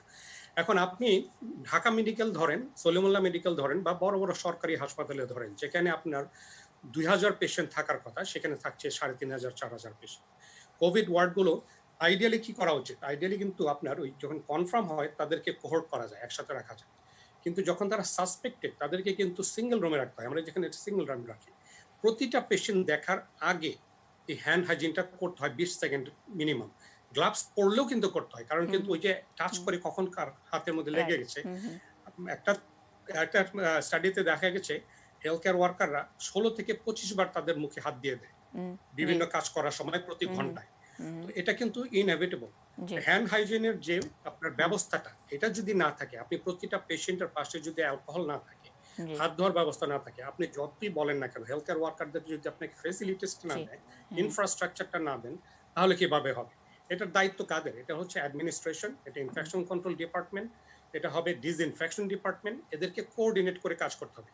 আমি একজন ইনফেকশাস ডিজিজ বিশেষজ্ঞ, আমি যখন হাসপাতালে ঢুকি আমার কিন্তু ফোকাস হচ্ছে আমি পেশেন্টটা দেখবো। আমার কিন্তু দায়িত্ব পেশেন্টটাকে কিভাবে ক্লিনিক্যালি আমি ট্রিট করব। কিন্তু আমার মাথায় যদি থাকে আমি এই পেশেন্টটা দেখতে গিয়ে আমি হাত ধোয়ার সরঞ্জামটা কোথায় পাবো, আমি এই যে পিপিএ পড়ছি, ডফিং করব, সেই গাউনটা বা ওভারঅলটা বা মাস্কটা আমি কোথায় রাখবো, তারপরে আমি পেশেন্টটা দেখার পরে যে বাথরুমটা ব্যবহার করা হচ্ছে এগুলো সেপারেট কিনা, এগুলো কারা ক্লিন করছে, এই যে ইনফ্রাস্ট্রাকচার, এইটার কিন্তু বাংলাদেশে নেই। তো সেই জন্য এই ইনফেকশনটা ছড়ায় আসলে 3টা কম্পোনেন্টের মধ্যে: পেশেন্ট, হেলথ কেয়ার ফ্যাসিলিটি এবং হেলথ কেয়ার ওয়ার্কার। খুব সংক্ষেপে যদি বলি কোথায় কোথায় সমস্যা, আমার অবজারভেশন, পেশেন্ট এবং ভিজিটর। এই সময়ে, কোভিডের সময় আমাদের হাসপাতালে যেমন কোনো ভিজিটর অ্যালাউড না, একজন ভিজিটর আসতে পারবে না। পেশেন্ট ভর্তি হবে ইমার্জেন্সি দিয়ে, নো ভিজিটর্স। কারণ বাংলাদেশে যেটা হচ্ছে, যেটা নাকি সমস্যা, তাদেরকে কে টেক কেয়ার করবে, তাদেরকে খাবারটা দিবে কে, তাদেরকে কে খেয়াল করবে। সেই জন্য দেখা যাচ্ছে, আমি যেটা কথা বলেছি বিভিন্ন জায়গায়, অ্যাটেন্ডেন্ট থাকছে একটা সাথে, তারা করছে কি বাইরে চলে যাচ্ছে, তারা এক ধরনের মাস্ক পরছে, এক ধরনের গ্লাস পরছে, এটা পরেই বাইরে চলে যাচ্ছে। সুতরাং এই ভিজিটর রেস্ট্রিকশনটা কোনো না কোনোভাবে যদি করা যায়। দ্বিতীয়ত হচ্ছে পেশেন্টদের মুখেও একটা মাস্ক দিতে হবে এখন। তার কারণ হচ্ছে যে পেশেন্টের যদি মাস্ক থাকে, হেলথ কেয়ার ওয়ার্কারের যদি মাস্ক থাকে, তাহলে দেখা যায় এটার ইনফেকশন ট্রান্সমিশনটা কম হয়। তৃতীয়ত হচ্ছে এখন বাংলাদেশে পেশেন্ট এবং ভিজিটর যারা এবং অ্যাটেন্ডেন্ট আপনারা যারা আছেন, যারা মিডিয়াতে আছেন, এটা বোঝাতে হবে আমরা একটা ক্রাইসিসের মধ্যে দিয়ে যাচ্ছি। কনভেনশনাল ওয়েতে যে সমস্ত ট্রিটমেন্ট করি, একটা পেশেন্টকে হিস্ট্রি নেওয়া, ফিজিক্যাল এক্সামিনেশন করা, তারপরে তাকে সময় দেওয়া, এটা করা যাবে না। আমার হাসপাতালে যখন আমরা 5 জন কনসালটেন্ট একটা কমপ্লিকেটেড কেসে ইনভলভ, একজন এক্সামিন করে, বাকিরা তার মাধ্যমে কোঅর্ডিনেট করে কেয়ারটা করে। কারণ যত এক্সপোজার কমানো যায়, আপনার সাধারণ মানুষকে বোঝাতে হবে ওই যে ডাক্তার একবার এসে চলে গেছে, this is how it is should be. এখন ডাক্তার এসে বসে থাকবে না, বারবার আসবে না, এটার জন্য একটা সিস্টেম তৈরি করতে হবে। তারপরে আমি যেটা বলছি, হেলথ কেয়ার ফ্যাসিলিটিতে কি সমস্যাগুলো আছে, ওই যে হ্যান্ড হাইজিনের ব্যবস্থা করতেই হবে। আপনি 2000 কোটি টাকার বাজেট করে যদি আইসিইউ করেন, প্রত্যেকটা পেশেন্টের দেখার আগে পরে, ওয়ার্ডে ঢোকার আগে পরে সব জায়গায় যদি হ্যান্ড হাইজিন, যেটা অ্যালকোহলের ব্যবস্থা না করেন, it's not going to work. This is a fundamental basic thing. তারপরে হচ্ছে আপনার এই যে পিপিই যেগুলো আপনারা কথা বলছেন, এটা তো সরবরাহ দেওয়া হচ্ছে। অনেক জায়গায় দেখা যাচ্ছে ডাক্তার, স্বাস্থ্যকর্মী যারা আছে তাদের নিজেদেরকে কিনতে হচ্ছে। এটা কিন্তু ঠিক না। প্রতিষ্ঠানের দায়িত্ব, সরকারি বেসরকারি, তাদের দায়িত্ব হচ্ছে। ছোট্ট একটু কিউ মানে প্রশ্ন যে আমি মানে হয়তো ভুলে যাব, এই পিপিই যেটা, যেই গাউন বা যেটা পরা হচ্ছে, এটা তো ডিসপোজ করাটা তো একটা বড় একটা ইস্যু হয়ে দাঁড়াবে না? আর আপনারা তো রিকমেন্ড করেন যে একটা পিপি বা ওই ডিসপোজেবল যেটা, সেটা যেন আরেকবার না পড়ে সেরকম। তো বাংলাদেশে তো এমনিতে ওই ঘুরে ফিরে আবারও সেই ডিসপোজ করাটা একটা বিরাট হ্যাজার্ড একটা ইস্যু হয়ে দাঁড়ায়। আর আপনি শুরুতে যেটা বলছিলেন যে পিপিইটা হলো একেবারে থার্ড গ্রেডের একটা প্রোটোকল, সেটা নিয়েই কিন্তু আমরা অনেক হইচই করে দেড় মাস কিন্তু আমরা নষ্ট করেছি। এবং এর মধ্যে পিপি পাওয়া না পাওয়া, একটা মাস্কের মধ্যে কতখানি ইগো, কে কত বড় ডাক্তার, কে N95টা পড়েছেন, সেগুলো নিয়েও কিন্তু এক ধরনের প্রবলেম হয়েছে। আর যেটা বললেন যে এখন কোভিড টাইমে একবারই ডাক্তার দেখবে, আপনি যেসব কথাগুলো বললেন যে রোগীর হিস্ট্রি নেওয়া, রোগীর কাছে যাওয়া ধরা, এগুলো তো আইডিয়াল সিচুয়েশনেও খুবই কমই হয়, কারণ চিকিৎসার স্টাফ যারা থাকেন তারা এইসব কাজ করেন। তারপরেও আমি ঘুরে ফিরে একই প্রশ্ন করছি যে আইডিয়াল সিচুয়েশনেই যেটা কম হয়, এই কোভিড টাইমে তো আরও কম হওয়ারই কথা। আর চিকিৎসকরা তো নিশ্চয়ই আমাদেরকে পরামর্শ দিচ্ছেন, ওনারা নিজের জ্ঞান রাখেন, তারপরে তারা এত আক্রান্ত হচ্ছেন কেন? আর কোনো কি কোথাও মানে ছিদ্র রয়ে গেছে কিনা, সেটা কি মানে ভেবেছেন কিনা? মানে জি, হ্যাঁ সেটি বলছি, এটা কিন্তু আপনার সামগ্রিকভাবে দেখতে হবে। শুধু পিপিআইটা বললাম যেটা লাস্ট, সেটা কিন্তু সামগ্রিকভাবে দেখলেই আপনি বুঝতে পারবেন কেন ইনফেকশন বেশি হচ্ছে। রাইট।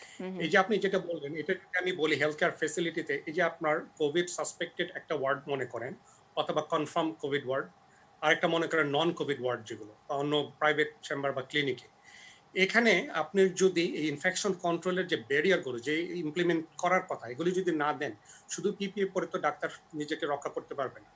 এটা কিন্তু ডাক্তারের দায়িত্ব নেই এই ইনফ্রাস্ট্রাকচারটা দেওয়া। তো আমি উদাহরণ দিয়ে মানে বলতে আপনি পারি, কি আপনি মনে করছেন মাস্কের যে কথা এখনো এগুলো দেয়া নাই, মানে হাত ধোয়ার ব্যাপারটা নাই বা স্যানিটাইজার যথেষ্ট পরিমাণে নাই? এটা কিন্তু আপনি হয়তো দূর থেকে দেখে মনে হচ্ছে যে হয়তো বাংলাদেশে এগুলো নাই, কিন্তু আমরা কাছে থেকে দেখে যেটুকু জানি যে এইগুলো নিয়ে কিন্তু কোনো অসুবিধা নাই, যে আপনি স্যানিটাইজার পাচ্ছেন না, এটা হতেই পারে না এখন বাংলাদেশে। এবং আমাদের চিকিৎসকরা কিন্তু, সরকারি চিকিৎসকরা কিন্তু ভালো সুবিধাও পাচ্ছেন, মানে তাদেরকে আসলে বাসায়ও থাকতে হচ্ছে না। সেটা আপনি জানেন যে অনেকেই এরকম পালাক্রমে ডিউটি করছেন, তারা ভালো হোটেলে থাকছেন ইত্যাদি, এরকম ব্যবস্থা করা হয়েছে।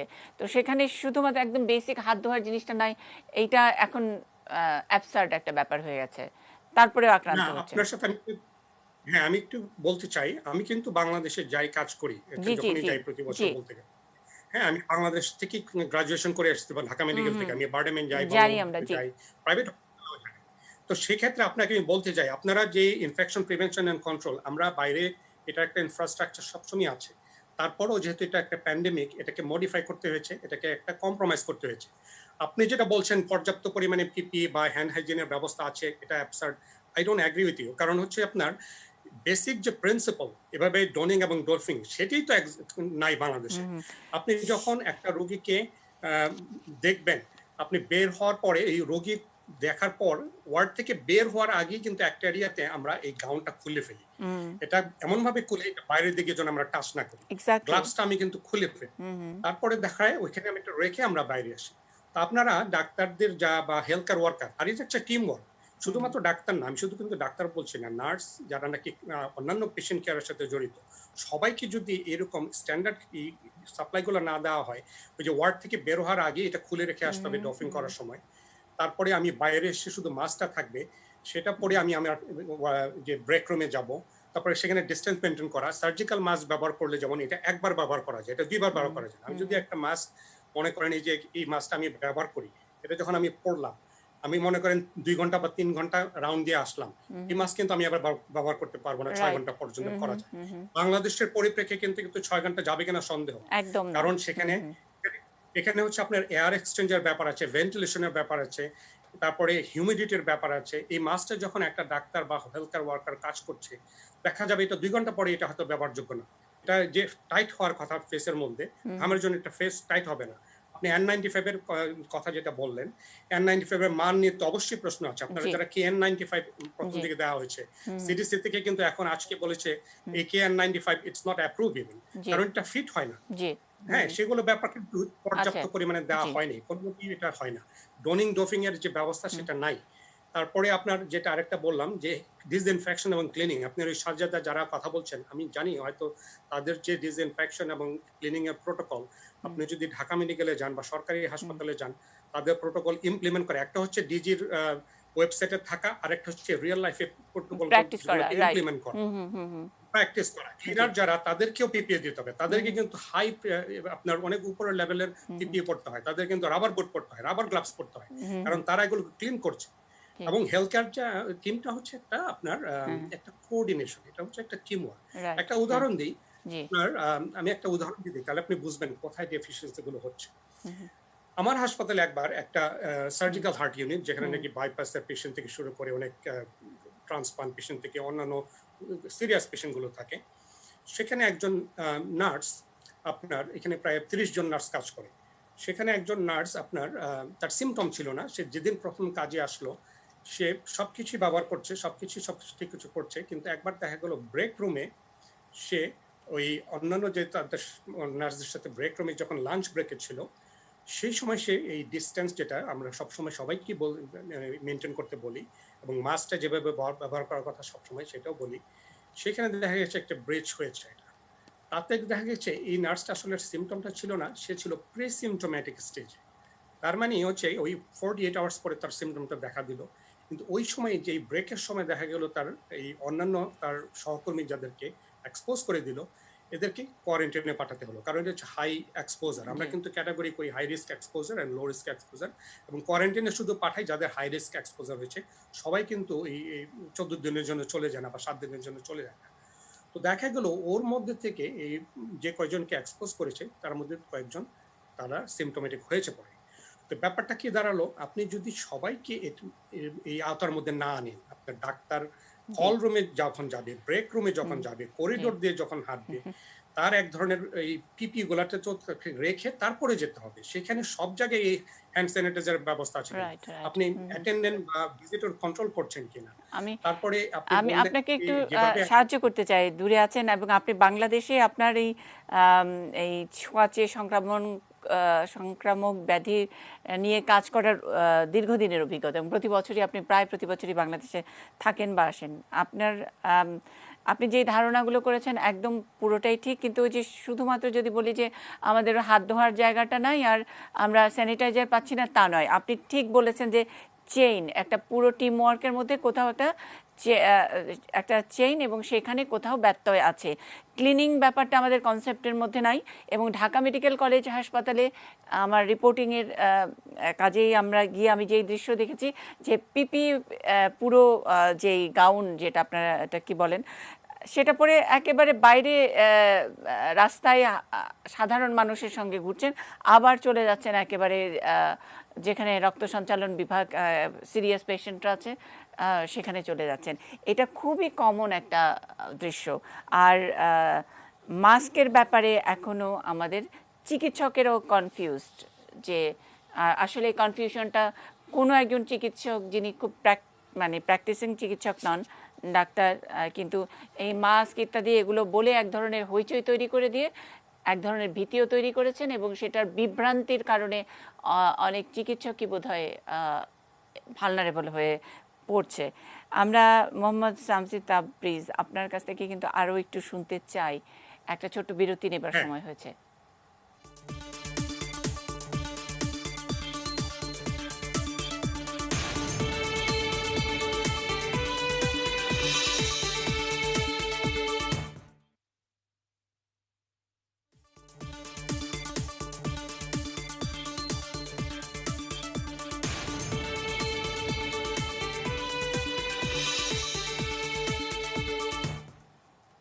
ইস্পাহানি নিউজ আউট এক্সট্রা হার মানুক করোনায় শিরোনামে কথা বলছি। ডক্টর মোহাম্মদ মুস্তাক হোসেন যোগ করবেন নিশ্চয়ই, কারণ আমরা এতক্ষণ ধরে মোহাম্মদ শামসী তাবরিজ এমডি তার কাছ থেকে শুনছিলাম। এবং এটা যে একটা পুরো টিম ওয়ার্ক, অনেক সময় ওয়েবসাইটে এই প্রোটোকলটা, এই টিম ওয়ার্কটা হয়তো থাকে, বাংলাদেশে বাস্তবতা এরকমই যে হয়তো চিকিৎসক আছেন বা চিকিৎসকের সঙ্গে দুজন সহকারী থাকেন, কিন্তু পুরো যে সিস্টেম, যারা একেবারে যোদ্ধাদের মতোই একেবারে পুরো দস্তুর পরিষ্কার পরিচ্ছন্নতা প্রোটোকল মানা, সেই জায়গায় নিশ্চয়ই ব্যত্যয় তো আছেই। এবং এগুলো তো আমরা মিডিয়া কর্মীরাও যখন এখনও অল্প বিস্তর যাও আমরা স্পটে যাচ্ছি, তাতে আমাদের চোখেই পড়ছে এইসব বিষয়গুলো। ডাক্তার মোহাম্মদ মুস্তাক, এগুলো নিয়ে নিশ্চয়ই যোগ করার আছে আপনার। আমরা তাইলে করোনাকে হার মানাবো কেমনি? ডক্টর রুমি তাবরেজ হায়দার যেটা বলেছেন এটা একেবারে খুবই সত্য কথা, ন্যায্য কথা। কিন্তু আইডিসিআর এর পক্ষ থেকে আমি যতদিন চাকরি করেছি, বিশেষ করে নিপা ভাইরাসের ইনফেকশন যখন আমাদের দেশটাতে দেখা গেল 2001 সাল থেকে, এবং প্যান্ডেমিক ইনফ্লুয়েঞ্জা 2009, যেটা আপনার সোয়াইন ফ্লু নামে খ্যাত, সোয়াইন ফ্লু বলা নিষেধ, সেটা মনে হয় যে শুকর থেকে এখনো হচ্ছে। যা প্রতি বছর ব্যাচ বাই ব্যাচ চিকিৎসকদেরকে আমরা এই যে standard precaution, administrative control, engineering control, infection প্রিভেনশনের এগুলো আমরা ট্রেনিং এর ব্যবস্থা করা হয়েছে। কিন্তু মেডিকেল কলেজ হাসপাতাল থেকে যখন ট্রেনিং এর জন্য পাঠানো হয়, তারা কিছু জুনিয়র ডক্টর পাঠায় যারা হয়তো পোস্টিং অন্য জায়গায় চলে যায়। সিভিল সার্জন অফিস এবং ইউএচওপি অফিস থেকে সেখানকার চিকিৎসকরা কিন্তু মনোযোগ দিয়ে তারা এগুলো ট্রেনিং করে যান। কিন্তু তারা হয়তো আলটিমেটলি বড় হাসপাতালে, যেখানে একাডেমিক হাসপাতাল, সেখানে হয়তো তাদের পোস্টিং খুব কম মানুষের হয়। এখানে ট্রেনিং হয় না তা না, কিন্তু যখন এই একাডেমিক হাসপাতালগুলোর চিকিৎসকদেরকে এগুলো অ্যাপ্রোচ করা হয়, তারা এটাকে খুব একটা গুরুত্ব দেন না। এবং আমি বলেছি যে বিশেষ করে মেডিসিন এবং যারা পেডিয়াট্রিক ওয়ার্ডে ডিউটি করেন, তারা এগুলো একেবারে অপ্রয়োজনীয় মনে করেন। ফলে সমস্যা হয়েছে যে যখন চলে আসে সমস্যাটা, তখন একটা চাপ পড়ে, বলা হয় আমরা প্রস্তুত না, আমাদেরকে বলা হয়নি। এবং আমি একটা উদাহরণ দিই, যখন আপনার এই প্যান্ডেমিক ইনফ্লুয়েঞ্জা 2009 সেটা যখন হলো, তখন ঢাকা মেডিকেল কলেজ হাসপাতাল থেকে মেডিসিনের বড় বড় প্রফেসর এবং তারা সব এক ঝাঁক করে আইডিসিআর এর ডিরেক্টর রুমে এসে একদিন সকালবেলা হাজির, আমিও ছিলাম।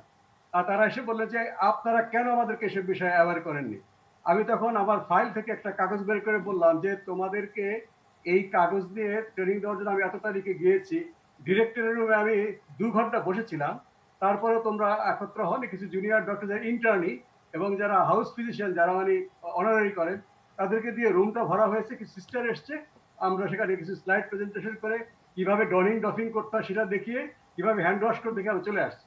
কাজে ট্রেনিং যে দেওয়া হয়নি তা না, কিন্তু তারা এটাকে তাদের দৈনন্দিন কাজের সাথে মিলিয়ে করা, এটা কিন্তু তারা একদমই করেন না। এবং মানে ট্রেনিং কি খালি শুধু ডাক্তারদের জন্য দিলেই চলবে? এটা তো একটা টিম ওয়ার্কের কথা বললেন ডক্টর তাবরিজ। তো সেই তাদের ব্যাপারটা কই? আর হাসপাতাল মানে কিন্তু সবাইকে দেওয়া হয়েছে, কিন্তু আমি বলি শুধু আমাদের ট্রেনিং না, আইডিসির কথা বলছি না, ডিরেক্টর হসপিটাল এখন যিনি আছেন, তিনি যখন হেলথ কেয়ার মন্ত্রী ছিলেন, তিনি প্রোটোকল লিখে কিভাবে অ্যান্টিমাইক্রোবিয়াল রেজিস্ট্যান্স থেকে মুক্তি রাখা যায় হাসপাতালগুলোকে, সেগুলো স্টুয়ার্ডশিপ নিয়ে তিনি অনেক কাজগুলো করেছেন, সেগুলো কাগজে সীমাবদ্ধ। আমি কিন্তু একটা দুইটা একটু অ্যাড করতে চাই এখানে। আমি যেহেতু আমার কিছু অভিজ্ঞতা আছে বাংলাদেশে কাজ করার, আপনি যদি আমাকে একটু সুযোগ দেন। আপনি সময় পাবেন। আমি একটা উদাহরণ, ডক্টর মোহাম্মদ আমি গত মুস্তাককে শেষ করেছেন, মানে আমার মানে শেষ লাইনটা আমি একটু বলি। কাজে এখন এই সবগুলো, বরঞ্চ আমি বলবো যেখানে নিপা ভাইরাসের প্রায় প্রতি বছরই আউটব্রেক হয়, সে রংপুর, রাজশাহী, ফরিদপুর অঞ্চলের ডাক্তাররা এ বিষয়ে বেশি অভিজ্ঞ। তাদেরকে এই বিষয়ে খুব বেশি ওরিয়েন্টেশনের প্রয়োজন হয় না, কারণ প্রতি বছরই তারা আগ্রহ নিয়ে তারা নিজেরা এটা অ্যারেঞ্জ করেন, এখান থেকে ট্রেনিং দেওয়া হয়। কিন্তু বড় বড় মেডিকেল কলেজ হাসপাতাল, বিশেষ করে ঢাকা, চট্টগ্রাম, আপনার এইসব জায়গাতে কিন্তু এই বিষয়ে খুব একটা তাদের গুরুত্ব এবং আপনাদের সঙ্গে আমি একটু যোগ করতে পারি যে দীর্ঘদিন আমি আসলে এই হেলথ রিপোর্টিং করার অভিজ্ঞতা থেকে এখনো বাংলাদেশে প্রায় সব হাসপাতালের দেয়ালের গায়ের উপর লেখা যে থুতু ফেলবেন না, এবং ওই থুতু ফেলবেন নাটা থুতু দিয়ে বন্ধ করা আছে। এবং এখনো মানে এই কোভিডের সময় পরিচ্ছন্নতা, আমরা শুধু হাত ধোয়া, নিজের হাত ধোয়া আর স্যানিটাইজার, এই দুইটি শব্দ শিখেছি। ওভারঅল যে ক্লিনিংয়ের যে বিষয়টি, সেটা একেবারেই নেই, মানে একেবারেই সেটা ইগনোরড।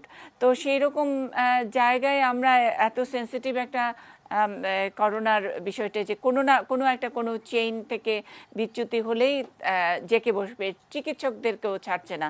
সুতরাং সেখানে আমরা কিভাবে হার মানাবো এই করোনাকে? মোহাম্মদ শামসী তাবরিজ, আপনি যোগ করছিলেন। জি, জি, ধন্যবাদ। আমি শুধু বলতে চাই আসলে এটা একদিনের ব্যাপার না, অনেক সময় লাগবে। তবে কোভিড-19 আমাদের একটা সুযোগ এনেছে। আমরা যদি এগুলো নিয়ে কথা বলি এবং ভবিষ্যতে এটা যদি সিরিয়াসলি নেই, ইনফেকশন প্রিভেনশন এন্ড কন্ট্রোল, যেটা ডক্টর মোস্তাক বললেন, অনেকে এটা সিরিয়াসলি হয়তো নেয়নি, সেটা সত্যি। তো আমি শুধু ২ টা উদাহরণ দেই যে বাংলাদেশে একটা হচ্ছে প্রোটোকল থাকা আর বাস্তবে কি। আমি গত বছর নিউরো সায়েন্স ইনস্টিটিউটে এই ক্রিটিকন 2019 এর একটা কনফারেন্সে গিয়েছিলাম। সেখানে ৩ ঘন্টার একটা ইনফেকশন কন্ট্রোলের আপনার ওয়ার্কশপ করেছি। তো ওয়ার্কশপ করার আগে আমি ওই আপনার ওনাদের আইসিইউটা দেখতে গেলাম এবং অবজার্ভ করার জন্য যেখানে কি হচ্ছে। সেখানে ১২ বেডের একটা আইসিইউ সবগুলো পাশাপাশি বেডগুলো কার্টেন দিয়ে সেপারেট করা এবং একটা সিঙ্ক, যেটা নাকি আপনি পুরো রাউন্ডটা দিয়ে এসে এক জায়গায় যাবেন, সেখানে একটা সিঙ্ক হাত ধোয়ার জন্য। এটা হচ্ছে একটা। বারডেমে আমি বেশ অনেকবার গিয়েছি, সেই সেম ঘটনা আপনার ওয়ার্ডের। আপনি যেটা বললেন হাত ধোয়ার যথেষ্ট সরঞ্জাম আছে। আমি যখন রোগী দেখতে গেলাম, একজন নার্স একটা ট্রের মধ্যে একটা হ্যান্ড স্যানিটাইজার নিয়ে আমার পাশাপাশি হাঁটছে। আমি পেশেন্ট দেখলাম, সে আমাকে দিচ্ছে। এটা আমি একটা কনসালটেন্ট, সেটা আমাকে দিচ্ছে। আপনি যখন ওয়ার্ড বয়, তারপরে আপনার যখন নার্স বা অন্যান্য যারা কাজ করছে, তাদের তো নিজের হাত ধোয়ার ব্যবস্থাই নেই। রাইট। ঢাকা মেডিকেলের সেম জিনিস। তো যেটা আপনি বললেন প্রোটোকল থাকা, সিম্পল বেসিক হ্যান্ড হাইজিনটা নাই। যেখানে নাকি আপনার একটা আইসিইউ থাকার কথা হচ্ছে সেপারেট সিঙ্গেল পেশেন্ট রুম, সেখানে একটা নেগেটিভ প্রেশার থাকার কথা। কোভিড-19 আপনারা জানেন, পেশেন্ট যখন সিরিয়াসলি সিক হয়, সেখানে কিছু আমরা যেটাকে বলি এয়ারোসল জেনারেটিং কিছু কন্ডিশন তৈরি হয়। যখন ইন্টিউবেশন হয়, যখন নিবুলাইজার নেয়, কিছু কিছু ক্ষেত্রে হাই ফ্লো নেজাল ক্যানুলা, সেগুলো হতে পারে। এই সমস্ত যে ভেন্টিলেশন, এয়ার এক্সচেঞ্জ, যেগুলি ইনফ্রাস্ট্রাকচার থাকার কথা, সত্যি কথা যেটা বাংলাদেশে দেশে নেই। আমি এখানে যে সার্জিক্যাল মাস্কটা পরে আমি যেভাবে একটা পেশেন্ট দেখে এটা ফেলে দিচ্ছি, বাংলাদেশে একটা ওয়ার্ডে যখন আমি ঢুকবো ৩০টা পেশেন্ট দেখতে, সবাই কাশি দিচ্ছে, সেই এয়ার এক্সচেঞ্জ নাই, সেটার কন্ডিশন এখানকার কন্ডিশন সেম না। তো এটা আমি শুধু বলতে চাই। আর এখন আমরা কি করতে পারি সেটা আমি জি সংক্ষেপে কিছু বলি, কারণ জি আমাদের সময়ও বেশি নেই। জি কি করতে তো পারি সেটা সেটা একটু আমি এক ছোট্ট বিরতি নিয়ে একেবারে শেষ মন্তব্য আপনাদের কাছ থেকে শুনবো। হাতে খুব বেশি সময় নেই, বিরতির পরে।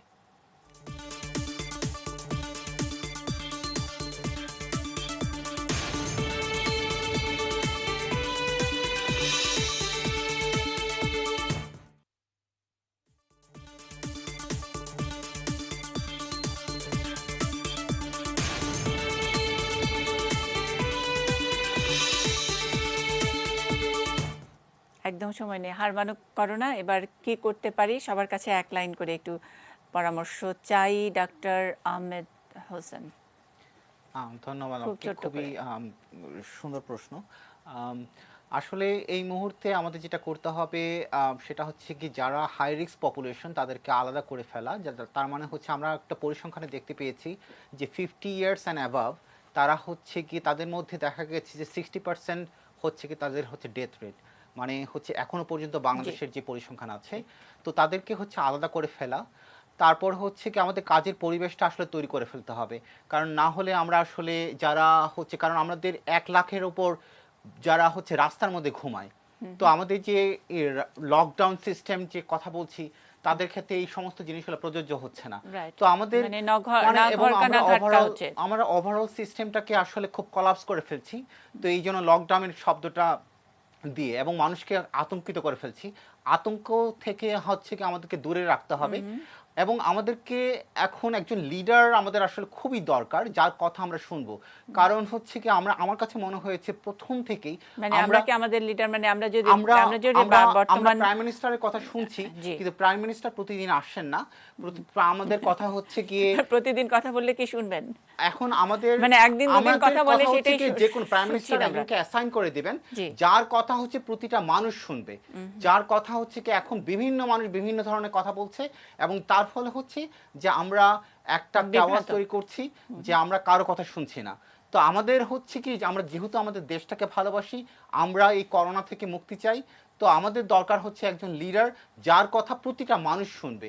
এইভাবে হচ্ছে কি আমার তার কাছে মানে মনে হয়েছে করোনাকালীন লিডার দরকার। মানে এখন এক্সিস্টিং যে লিডারশিপ আছে সেটাতেও এই করোনার সঙ্গে না, আমরা মোকাবেলা কারো করা কথা যাচ্ছে না। শুনছি না। আমাদের আচ্ছা অসংখ্য লিডার, কিন্তু আমাদের হচ্ছে কি বিভিন্ন জায়গায় হচ্ছে বিভিন্ন মানুষ বিভিন্ন ভাবে কথা বলছে। আচ্ছা, তার মানে সবাই না বলে কেউ একজন একজন যার কথা আসলে গ্রহণযোগ্য এবং গ্রহণযোগ্য, যেটা দেশের নিউজিল্যান্ডের ক্ষেত্রে হয়েছিল। যে দেশের উপযোগী That's right. কোনো নির্দেশনা যেন দেন। ডক্টর মুস্তাক হোসেন, একদমই সময় নাই, আপনি এক লাইন যোগ করতে পারবেন? আমি সবশেষে মোহাম্মদ শামসী তাবরিজের কাছে যাব। জি এখন জনাব আহমেদ হোসেন যা বললেন যে এখন জনস্বাস্থ্যবিদদের পরামর্শ অনুযায়ী গোটা বাংলাদেশে জনস্বাস্থ্য বিধিনিষেধ তুলে নিয়ে সেটা ভাগ ভাগ করে বিভিন্ন জোন ভিত্তিক করা হয়েছে, তিনি জি তার বিরোধিতা করছেন। জি এই যে এই গণমাধ্যমে দুই রকম কথা হয়ে গেল, তাহলে এখানে নেতা তো একাধিক লোক হয়ে গেল, কারণ রাইট এখানে হুম সরকারি যে সিদ্ধান্ত হয়েছে, আমরা প্যান্ডেমিকের সময় গণমাধ্যমে নিশ্চয়ই আমার ডেমোক্রেটিক অধিকার আছে, হুম হুম, কিন্তু তারপরে শেষ বিচারে যে সিদ্ধান্তটা নেওয়া হয়েছে তাকে বাস্তবায়িত করবার জন্য, কার্যকরী করবার জন্য আমাদের সর্বশক্তি নিয়োগ করা দরকার। আচ্ছা সেই সিদ্ধান্তর পরে যদি আমরা আরো ভালো সিদ্ধান্তে যেতে পারি, রিস্ক কমিউনিকেশনের এই নিয়মটা যদি আমরা না মেনে চলি, তাহলে তো ঠিকই বলেছেন যে আমরা সবাই যখন গণমাধ্যমে কথা বলি, এক একজন একদম বিশেষজ্ঞ একটা চারজন চার হেজিমনি রকম তৈরি কথা হচ্ছে বলি, জি সেখানে কনফিডেন্স, সেখানে সরকার যে সিদ্ধান্ত নেবেন সেই সিদ্ধান্তটাকে মেনে নিয়েই তাকে বাস্তবায়িত করবার জন্য আমার জনগণকে উদ্বুদ্ধ করা দরকার। এবং হুম আমি মনে করি এই মুহূর্তে জোনিং সিস্টেম করে যেভাবে, আমি লকডাউন কথাটা খুবই অপছন্দ করি, এটা জি এখন হবে জি স্বাস্থ্যগত বেষ্টনী, বন্ধ লাল হ্যাঁ এলাকা, সবুজ এলাকা, হলুদ এলাকা, সেই জি বেষ্টনীর ভিতরে আমরা রোগী শনাক্ত করে আইসোলেট করে চিকিৎসা দেব, এবং এর ভিতরে আমরা থাকবো। লাল এলাকাতে আমরা সবচেয়ে বেশি হুম নিয়ন্ত্রণ করব, হলুদ এলাকায় সীমিত করব, আর সবুজ এলাকায় আমরা সতর্কভাবে চলাফেরা করব। সব জায়গাতেই আমি স্বাস্থ্যবিধি মেনে চলবো, হুম, এবং আমরা সবচেয়ে বড় কথা, রোগীকে শনাক্ত করে আমরা ভাইরাসের বোঝাটা আমরা কমাবো, তাহলেই আমাদের জি সংক্রমণের গ্রাফটা নিচে নেমে যাবে। বাহ স্বয়ংক্রিয়ভাবে আমরা সংক্রমণের গ্রাফটা নামবে না, আমাদের চেষ্টা করি সেটা নামাতে হবে। জি অনেক ধন্যবাদ। ধন্যবাদ ফজলুল হক এক লাইন যোগ করেন হ্যাঁ, না একটি শুধু যোগ করা এখানে, যে আমরা যে কাজগুলো করছি, যে প্রোটোকল গুলো দেওয়া হয়েছে, যে গাইডলাইন গুলো দেওয়া হয়েছে, এগুলোর মধ্যে একটু সময় এসছে যে এগুলো প্রত্যেকটা এগুলো দেখার জন্য একটা কোয়ালিটি এসুরেন্সের জন্য একটা একটা ব্যবস্থা থাকে। আমরা যেটা সাজদা ফাউন্ডেশনে করেছি, যে প্রত্যেক সপ্তাহে এই কোয়ালিটি এসুরেন্স টিম গিয়ে এখানে দেখে, যে এপিপি বলি, ক্লিনলিনেস বলি, জি যত স্টাফ আছে তাদের যে প্রোটোকল গুলো, হ্যান্ড হাইজিন বলি, জি এই প্রত্যেকটা জিনিস তারা ফলো করছে কিনা এটা দেখা। কারণ বাংলাদেশি আমরা, বাংলাদেশের তার মানে লোকজন, হুম হুম এটা বলতে অসুবিধা নাই যে জি যতক্ষণ পর্যন্ত এটা খবরদারি কেউ না করে, নজরদারি কেউ না করে, ততক্ষণ পর্যন্ত মেনে চলতে চাই না আর জি কি। তার তো সেই তার তার বিষয়টা মানে একজন যদি নিশ্চিত কোয়ালিটি করা যায়। কন্ট্রোল অফিসার দরকার আমাদের আর সব সব জায়গায় হ্যাঁ, হ্যাঁ একটু চেকস কিন্তু এন্ড সেই ব্যালেন্স দরকার, অফিসারেরও তো কেউ কোয়ালিটি নিয়ে অনেক সুপারভিশন সময় দরকার, সব প্রশ্ন জায়গায় থাকে দরকার। মনিরুল ইসলাম আপনি একেবারেই এক লাইন ধন্যবাদ। ধন্যবাদ। আমরা জনাব তাবরিজের কথা শুনছিলাম, আমরা চেষ্টা করি সাজদা ফাউন্ডেশনে সেভাবেই করার, যে কারণে হয়তো আমরা এখনো নিয়ন্ত্রণ করতে পেরেছি। আর আমি রাইট ডক্টর মুস্তাক স্যারের কথা ইকো করে বলতে চাই যে আমাদের এই জোনিং সিস্টেমটা যেটা শক্তভাবেই এটা পালন করা উচিত প্র্যাকটিস করা উচিত। এর সঙ্গে সঙ্গে যেটা হয়েছে, আমাদের অ্যাওয়ারনেসের জায়গাটা স্টিল মিসিং। জি মানে আমরা এখনো থুতু মানে দিয়ে টাকা অ্যাকচুয়ালি টাকা গুনছি, এটাও আমরা জি আমরা দেখছি। জি সুতরাং এই পাবলিক অ্যাওয়ারনেসের জায়গাটা অনেক কিছু দিয়ে অনেক খুব কিছু স্ট্রং করছি হওয়া উচিত। মানে এই অ্যাওয়ারনেসের জায়গায় একটা মানে একক মেসেজ যাওয়া দরকার নানা এক ধরনের নয়েজ তৈরি হচ্ছে মোহাম্মদ শামসি তাবরিজ আপনার অনেক কিছু বলা আছে কিন্তু আমার হাতে খুব বেশি সময় নেই আপনি যদি একদম 1 মিনিটের মধ্যে আমাদেরকে শেষ করে দেন আমি আর দর্শকদের কাছ থেকে আর জি বিদায় নেওয়ারও সুযোগ নেই জি আচ্ছা ঠিক আছে। তো আমি কথায় একটাই বলবো যে এই 3টা ক্ষেত্রে আমাদের কিছু পদক্ষেপ নিতে হবে। এখন ঢালাওভাবে সবকিছু চেঞ্জ করা যাবে না। প্রথম কথা হচ্ছে যারা পেশেন্ট এবং পেশেন্টের ভিজিটর, আপনারা যারা মিডিয়াতে আছেন, এটা সবাইকে বোঝাতে হবে যে প্রত্যেককে এখন তাদের ভূমিকা পালন করতে হবে। হাসপাতালে জরুরি না হলে, যাবেন না ওয়ার্নিং সাইনগুলো না হলে হাসপাতালে যাওয়ার দরকার নেই। প্রত্যেকটা পেশেন্টকে এখন মাস্ক পরতে হবে। হেলথ কেয়ার ওয়ার্কার যারাই যেখানেই আছেন, প্রাইভেট, সরকারি, বেসরকারি, প্রাইভেট ক্লিনিক, সব জায়গায় পেশেন্ট দেখবেন, পেশেন্টদের মুখে একটা মাস্ক থাকতে হবে। হেলথ কেয়ার ওয়ার্কাররা যারা আছেন তাদের সবাইকে এখন 100% হেলথ হাইজিন যেটা, সেটা মেনটেন করতে হবে 20 সেকেন্ড, এবং তাদেরকে পর্যাপ্ত পরিমাণে যে পিপি সেটা দিতে হবে। পিপি এর ক্ষেত্রে আমি শুধু বলবো যে কভারঅল যেটা বাংলাদেশে করা হচ্ছে, এটা যে বাইরে বেরিয়ে আসছে সবাই ওয়ার্ড থেকে বা পেশেন্ট দেখার পরে, এটা করা যাবে না, এটা খুলে রেখে আসতে হবে। সেটার জন্য করা যেতে পারে হচ্ছে একটা গাউন করা যেতে পারে, যে ডিসপোজেবল না কিন্তু রিইউজেবল রিওয়াশেবল গাউন যদি হয় সেটা সহজ হবে। যারা সাধারণ মানুষ, আপনারা যারা মিডিয়াতে আছেন, এরকম কভারঅল পরে জনগণ বাইরে যে কাজ ব্যবহার করছে এটাকে বন্ধ করেন, এটাকে ডিসকারেজ করেন, এটা আতঙ্ক তৈরি করছে সবাইকে আরো বেশি। আর সবচেয়ে বড় কথা হচ্ছে হেলথ কেয়ার ওয়ার্কারদেরকে প্রোটেক্ট করতেই হবে, তাদেরকে টেস্টিং এর প্রায়োরিটি দিতে হবে, তাদের ফ্যামিলির টেস্টিং এর প্রায়োরিটি দিতে হবে যদি ইনফেকশনের কোনো লক্ষণ দেখা দেয়। যাদের নাকি আপনার বাসায় আইসোলেশন বা কোয়ারেন্টাইন যখন প্রয়োজন হবে সেরকম ব্যবস্থা নাই, তাদের জন্য ব্যবস্থা করতে হবে, ঢালাওভাবে ব্যবস্থা না করলেও হবে। তারপরে হচ্ছে যে এই যে রোস্টার করার ব্যাপার, এটা যদি কম সংখ্যক ডাক্তার থাকে তখন দেখা যায় যে পেশেন্ট গুলা কনজেস্টেড হবে, একটা ওয়ার্ডে অনেক বেশি পেশেন্ট রাখতে হবে। জি, কিন্তু আমাদের যদি হাতে আমার খুব হেলথ কেয়ার বেশি ওয়ার্কার সময় নাই, শেষ করতে হবে। জি, হুম। তাহলে দেখা যাবে যে এই জিনিসগুলো যদি আমরা ফলো করি, প্রোটোকল গুলো এগুলো যদি আরেকটু মডিফাই করে ইমপ্লিমেন্ট করি, আমার মনে হয় ইনফেকশনের রেটটা কমানো সম্ভব। ধন্যবাদ। অনেক ধন্যবাদ। আর যেসব পরামর্শগুলো এলো সেগুলো যদি অন্তত নীতি নির্ধারকরা যারা এটাকে ছড়িয়ে দিতে পারেন, যাদের হাতে আসলে এই ক্ষমতাটা আছে, তারা যদি আরেকটু মাল্টিপ্লাই করেন বিভিন্ন জায়গায় যেখানে চিকিৎসা সেবা দেওয়া হচ্ছে এই কোভিডের, সেখান থেকে অন্তত হার মানাটা শুরু হোক এবং এভাবেই হার মানুক করোনা। আপনারা সবাই নিরাপদে থাকুন, করোনা থেকে দূরে থাকুন।